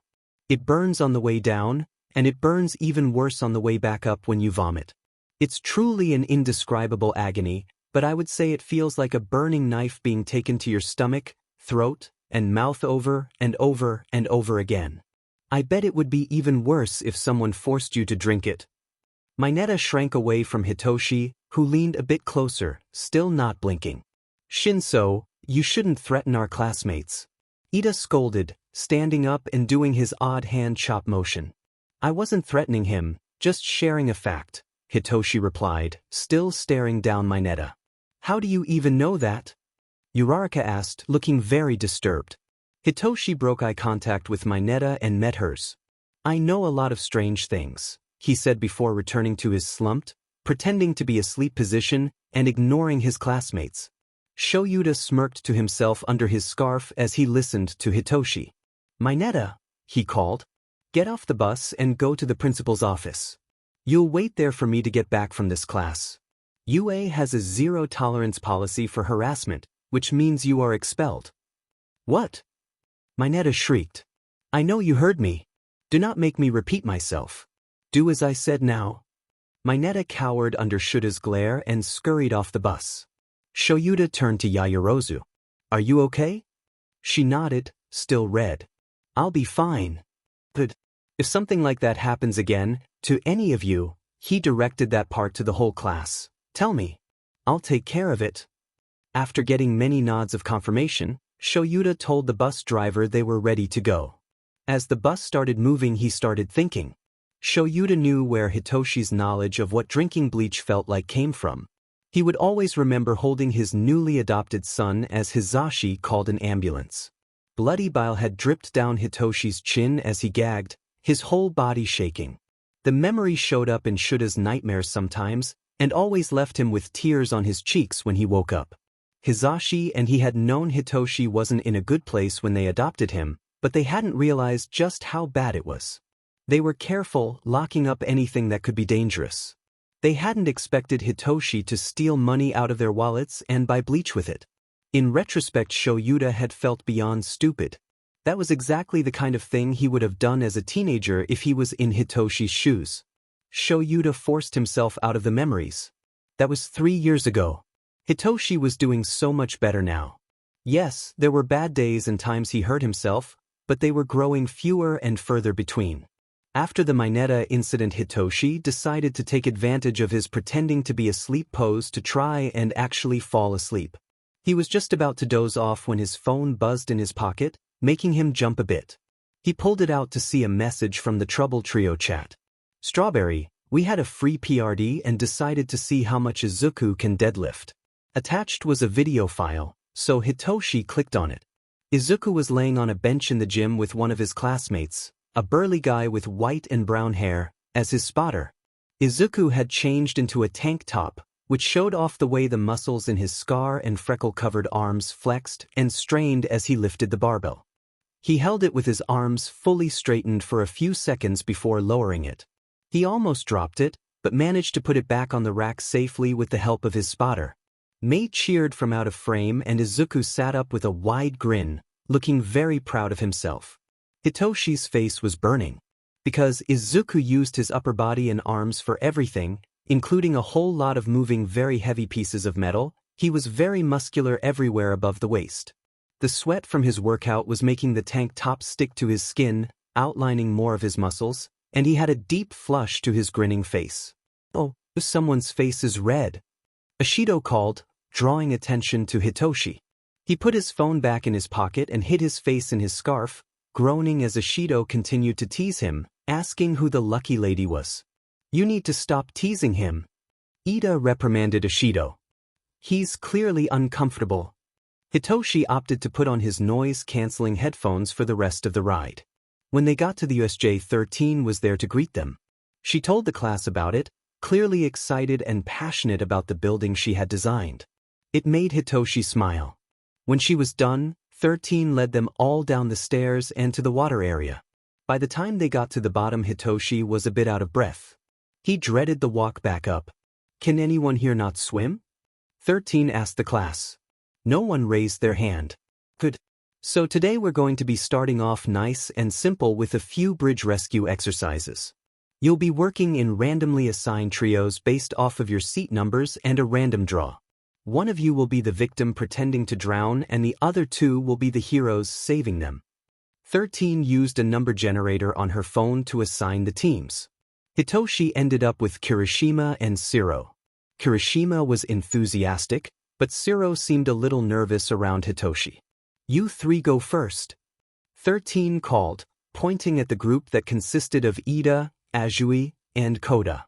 Ida, you'll be the victim. Everyone watch, you can learn from them to improve your own run. Hitoshi watched as his classmates did their run. Sue was easily able to grab Ida and pull him up with her tongue, and Koda took off Ida's water-filled helmet. The class praised them, 13 gave them a few tips, and then the next group got to go. Hitoshi's group was third. He was the victim. He climbed up onto the railing, and just as he was about to let himself fall, he had a thought. My support gear is waterproof, right? Because I have multiple weapons with an electric charge. I don't know, Shoyuta admitted. You should probably call and ask. Group, you go while he does that. Hitoshi got off the railing and walked a little ways away, Kirishima and Shiro trailing after him. Hitoshi clicked Izuku's contact and lifted his phone to his ear. Hey Toshi! Izuku greeted cheerfully, picking up on the second ring. Hitoshi could vaguely hear the banging of metal and whirring of various power tools in the background. Sorry to interrupt your class, but I need to know if my gear is waterproof. I really don't want to have it go off while I'm in the water. Oh, did I forget to mention the water safety feature? Sorry about that. You don't have to worry, all of your electric gear is designed to shut off completely when it makes contact with water. Wonderful. Is there anything else I should know?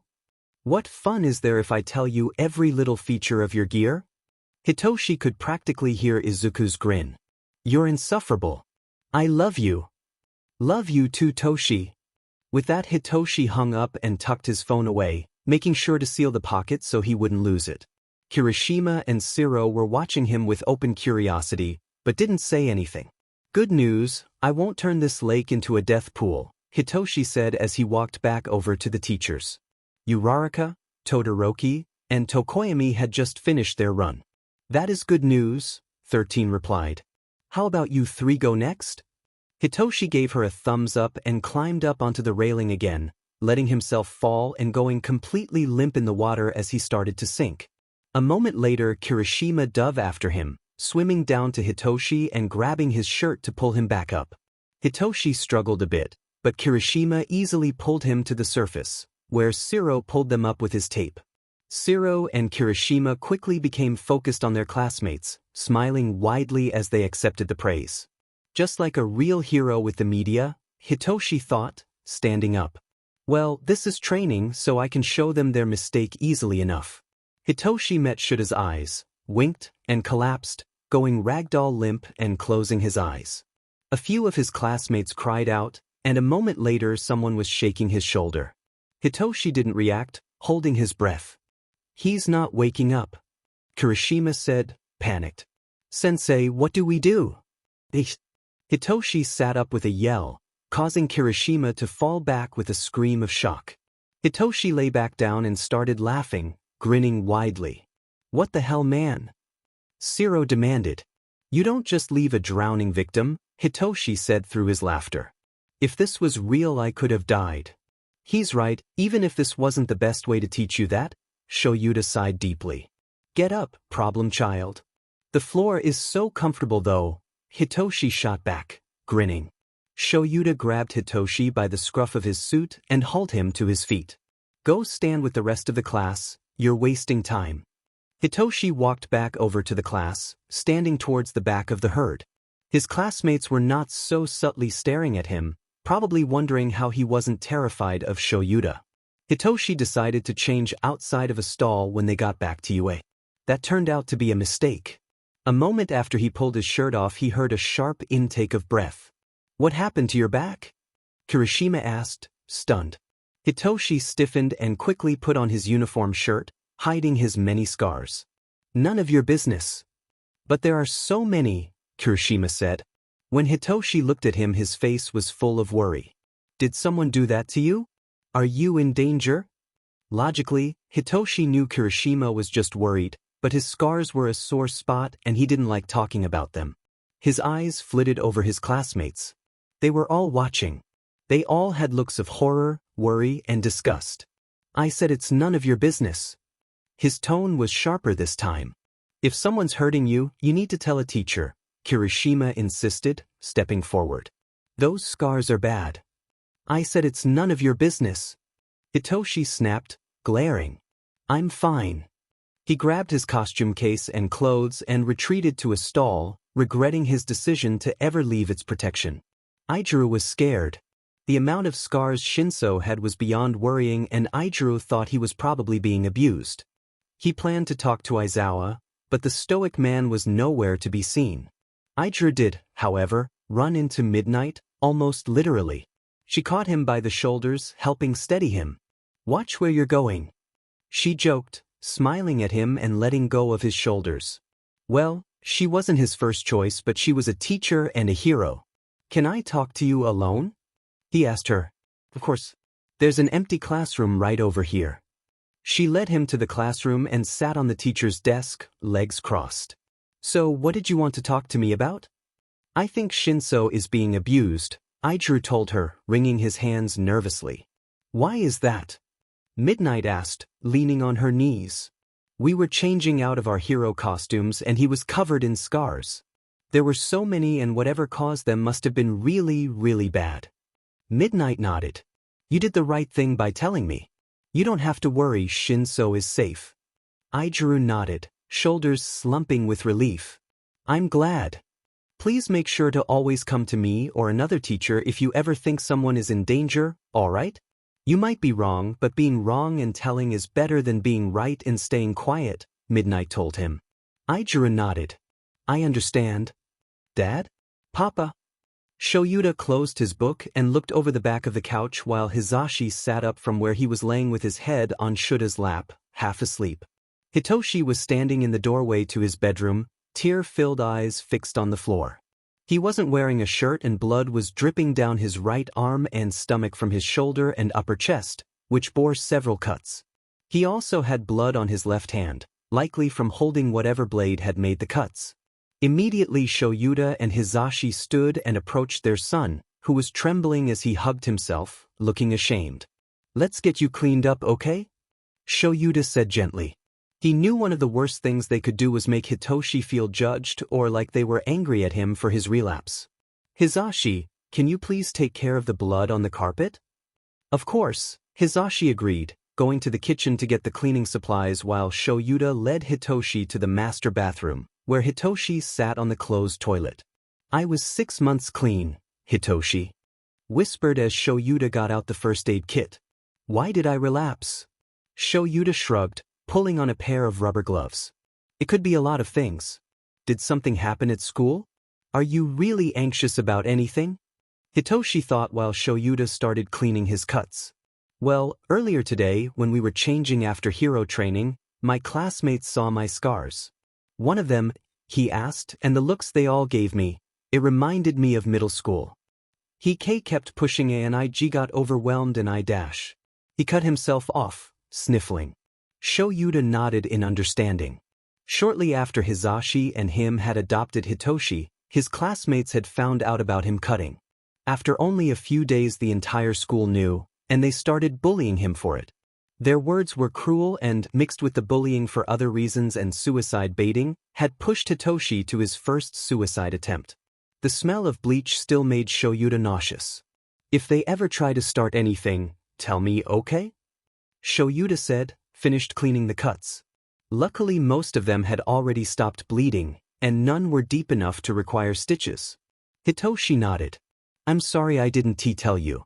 I just, after the L locker are my dash. Hey, I'm not mad, Shoyuta assured Hitoshi. You told me now, didn't you? You had a bad day, and that's okay. You've been through a lot, Hitoshi. Healing takes time, It's understandable that sometimes you slip and relapse into old behaviors. Hitoshi leaned forward and hugged Shoyuta, burying his face in his shoulder as he cried. But I've had time. You adopted me 3 years ago. So? Just because it's been 3 years doesn't mean that you're completely healed. I'm still dealing with things that happened before Hizashi and I got married. Trauma doesn't go away quickly or easily. I know that sometimes it feels impossible to keep fighting, but just remember that you were clean for 6 months. That's amazing. Remember when you hurt yourself every day? How big of a difference is a day and 6 months? Hitoshi gave a shuddering sigh. I don't think I can make it 6 months again. Why do those words hurt so much? I think they might have been a trigger, Shoyuta replied. And if you don't think you can make it 6 months, then focus on making it 1 day. I'll try. That's all I ask of you. As much as he wished it didn't, Hitoshi's relapse caused his mental health to deteriorate. He lay in bed, trying to fight back tears as he curled in on himself, hands fisted in his blanket. Why can't I just be happy? He thought. I have a good life. I'm on the path to achieving my dream. I have everything I want. So why can't I be happy? Why do I feel so tired all the time? Why? Sometimes Hitoshi wished he'd never been born. He wished he would just fall asleep and never wake up. He wished it would all stop hurting. He was so tired of trying. So tired of being tired. Someone knocked on the door then, and Hitoshi invited them in. It was Hizashi.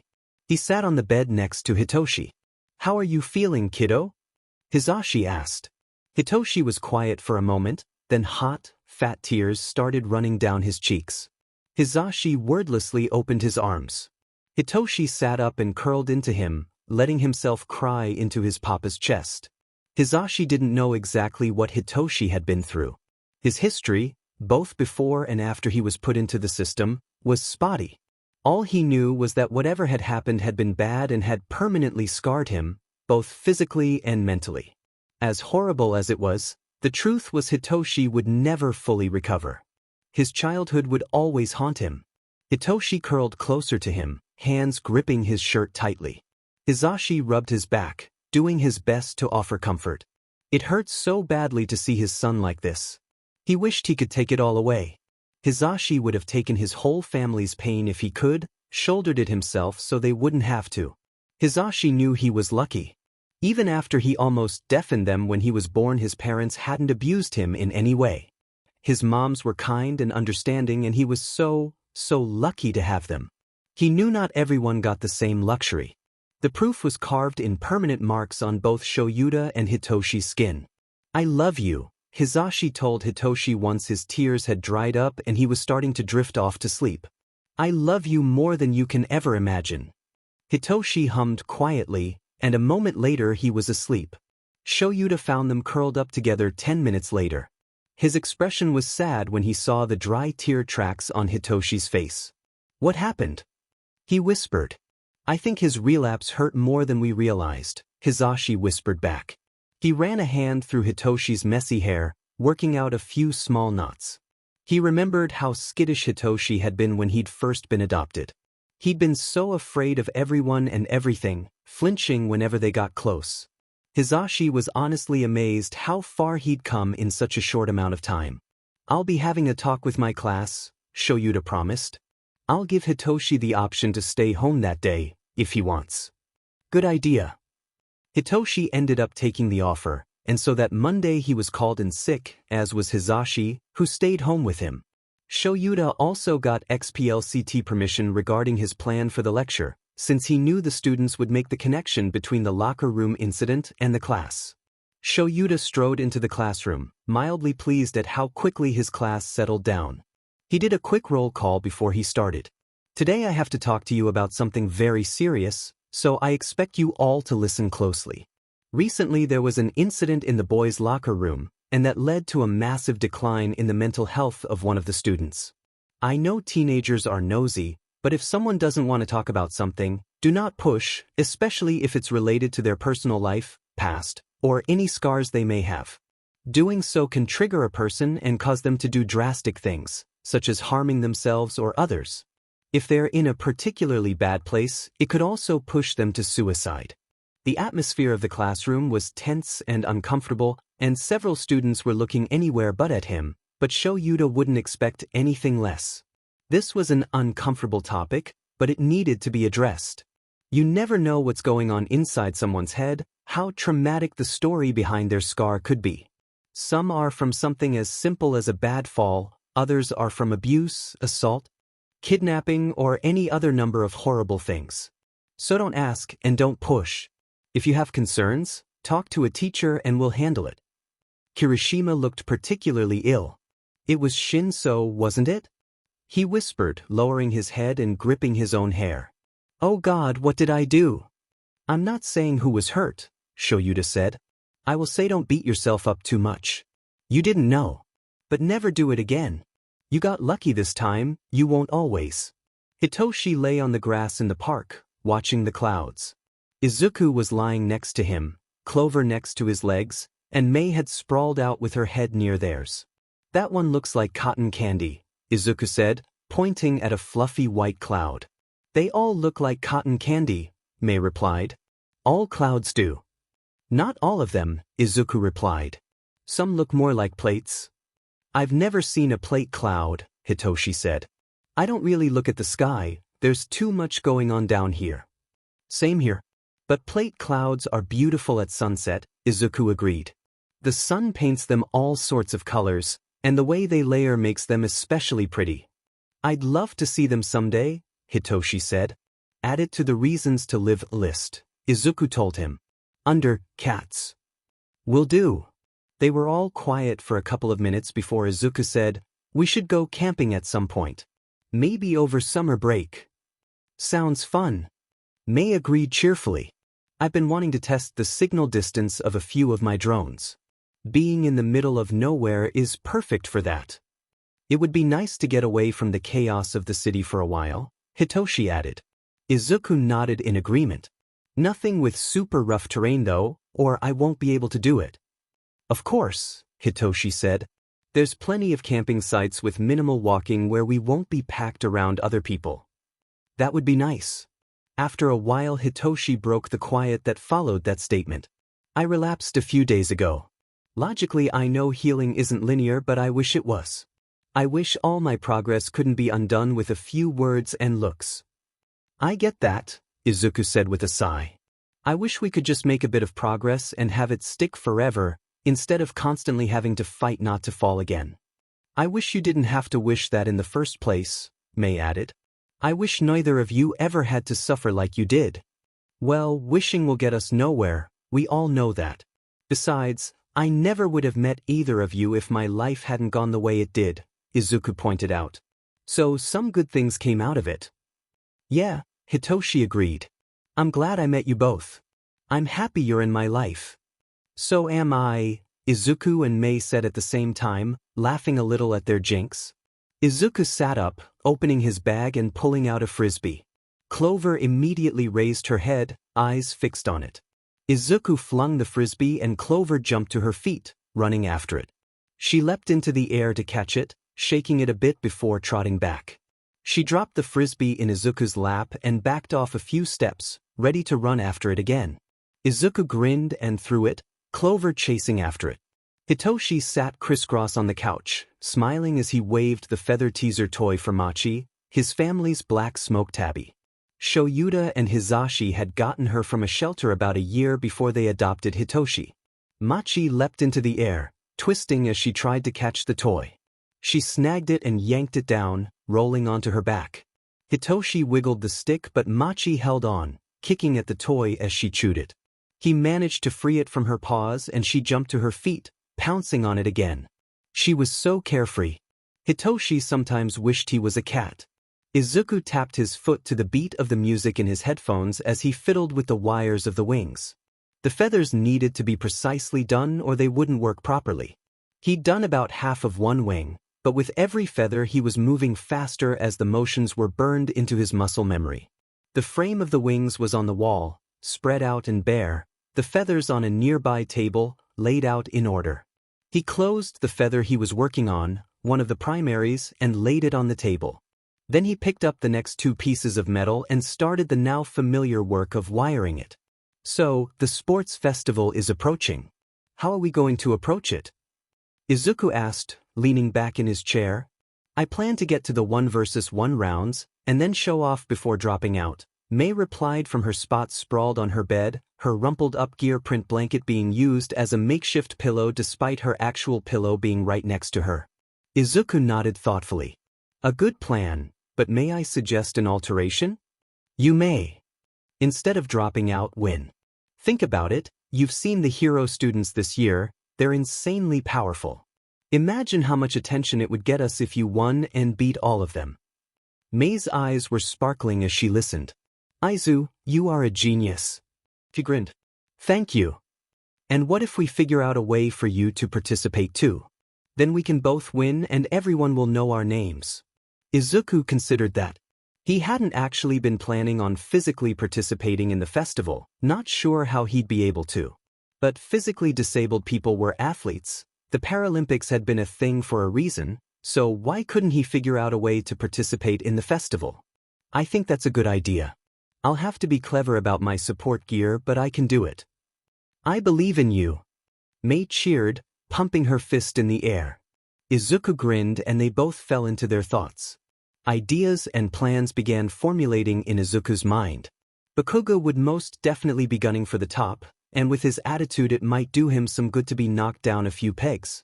Izuku and Mei winning would get the other support corps students a lot of attention by proxy, but how much more recognition would they get if not a single hero student stood on the podium? Izuku walked to the front of the classroom and whistled loudly. His classmates looked up from their projects, curious, and even Power Loader turned to pay attention. The weight of all of their eyes on him was heavy and made him want to crawl into a hole and hide, but he took a deep breath to steady himself and started talking. Usually the support courses don't really do much in the sports festival. They like to save their inventions for the school festival, but I think that this lack of care towards the sports festival is a waste of potential. Everyone always expects the hero course to dominate it, with maybe a lucky Gen Ed student using it to get into the hero course, because that's been the pattern since it was created. But if we all put our heads together to break that pattern and win the festival, we would have millions of eyes from all over the world focused on us and our inventions. Izuku's heart was racing from nerves as his classmates looked at each other, considering. Clover nuzzled his leg and he stroked her head, calming himself. Finally, after what felt like an eternity, his classmates turned back to him. I think it's an amazing idea, Okita told him, wings fluttering a bit. You have my full support. The rest of the class added their agreement and support, and Izuku beamed at them. Then let's start brainstorming. So my main challenge is my paralysis, Izuku said as he tapped the whiteboard marker against his chin. I need to come up with something to aid my mobility on the field. Clover just thumped her tail from her spot on his bed, not understanding a word that was coming out of his mouth. Izuku looked over the multiple pictures attached to the whiteboard with magnets, all of them of various sports gear and most from the Paralympics. Maybe some form of modified bobsled? One with wheels that I could steer and give offensive capabilities. Yeah, that sounds like a good idea. Izuku had an idea to get an extra spotlight on him before the sports festival even started. He could get attention within the student body, but in order to do that, he had to make a deal with a business student, which was why he was currently outside of the 1J dorms. He knocked on the door and took a step back. The student who opened the door had light brown skin, rose-red eyes, and burnt orange hair in a wolf cut. Say were a couple inches taller than Izuku and leaned on the doorframe. What do you want? I have a business proposal, Izuku said. The student immediately looked interested. Let's talk out back. One of my classmates is very allergic to dogs. Alright, I'm Midoriya Izuku, from class 1H. Jubatami. Say them pronouns please. The student introduced as XC led Izuku around to a picnic table behind the dorm building. He him for me, Izuku stated, sitting down. He let out a small sigh as he did, glad to give his aching body a break. So what's this proposal of yours? Juba asked. With the sports festival coming up, everyone is scrambling to get the upper hand, Izuku explained. I do quirk analysis, And I was wondering how much you think I could make from analyzing competitors' quirks for their opponents. Well, it depends how good you are, Juba said. Do you have an example I could see? I do. This is my analysis on the quirk of Shinso Hitoshi from Class 1A. Juba took the offered folder and quickly skimmed through it, eyebrows steadily creeping higher. When XE was done, XE closed the folder and grinned at Izuku. This right here is top tier. But considering this is your first time doing this, and no one knows what to expect from you, I'd keep your prices on the lower end. Maybe about 1,000 to 2,000 yen. That sounds good, Izuku agreed. The question now is how to advertise this. Give me a 10% cut of the profit and I'll take care of it, Juba said. Do you want my phone number? Please. The two exchanged phone numbers and Juba held out XOR hand for Izuku to shake. Izuku shook it and Juba grinned. I'll get the contract written up within 2 to 4 business days. Sounds good to me. I want you to train me in hand-to-hand combat. Mei told Hitoshi during lunch. I plan to be one of the sports festival winners, so I need to know how to fight. All right, Hitoshi agreed easily. He gave her a grin. But I'm not going easy on you. I don't want you to. But meet me in Gym Alpha after school and we can start training. I'll see you then. Hitoshi sat in Gym Alpha, which was where all of the equipment was, doing some homework as he waited for Mei. I have arrived. Mei announced loudly as she practically slammed open the door. She was wearing a tank top and leggings, which had both been on the list Hitoshi had sent her of good workout gear. He himself was dressed similarly. Welcome. So to start off we're going to stretch so we don't pull any muscles, Hitoshi told her, standing up and going over to the mats. Mei followed and he led her through a basic stretching routine. His back and joints popped as he did so, evidence of the fact that he'd spent most of the night curled up oddly in his chair. After they'd stretched, he started with the very basics. Blocking, dodging, and a basic punch. Mei was a natural and picked it all up quickly. Can someone please help me try these on? Nakano asked the room at large. I can, Bjorn volunteered, getting up from his station. He was drawing out blueprints for a set of armor he wanted to forge for himself. Thank you. I need you to put these on me once I shift so I can make sure they fit right. Nakano gestured at a large set of metal antlers sitting on his desk. Bjorn nodded and Nakano got up, backing away from everyone and kneeling down to put his hands to the floor. His whole body shuddered and started growing, and a moment later he had taken on the form of a moose. Bjorn picked up the metal antlers and fit them over the stubs on Nakano's head. The straps for the antlers fit much like a bridle did on a horse, securing them in place. Nakano carefully swung his head back and forth once Bjorn had moved out of the way, testing how secure they were. You know, Bjorn mused, I believe I could forge you armor much like the set I am going to make for myself. Nakano quickly lowered his head to the floor and shifted back to human, wrestling the straps off. That sounds wicked awesome. Where did you find a forge? There's one outside, Bjorn replied. No one uses it besides me, which means I don't have to share. Want to come see after class? Yes, definitely. Bjorn grinned. I can start sketching out armor designs for you, if you want. Nakano nodded his head eagerly. Please do. Rin felt like he should be less surprised that UA had a fully functioning forge. This was the school who used building-sized robots in their entrance exams and had multiple city-sized training grounds. A forge was basically nothing compared to that. He was sitting on a chair in the corner of the forge's building, watching as Toft got a fire going. The whole building smelled of smoke, metal, and sweat, and he knew he would have to take a long shower later to get the smell out of his clothes. So where did you learn to metalwork? Rin asked. My mother taught me, Toft replied, a fond expression on his face. I've been watching her work metal for as long as I can remember. She used to hang my carrier off of the wall on the far side of the room while she worked. Was that safe? Rin asked. Toft shrugged. I never got hurt. My first injury happened after I learned to walk. I burned myself on a piece of hot metal. He said it in a way that implied it was a fond memory, and not a bad one. Looking at him, Rin could see a lot of burn scars scattered across the exposed skin on his hands and arms. Sounds like you had an interesting childhood. It was good. My parents taught me a lot. Deeming the fire hot enough, Toft went to get the first piece of metal. Now watch and learn. So, it's been a while, huh?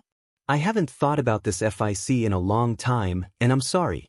I don't want to get into a ton of details, but you do deserve an explanation.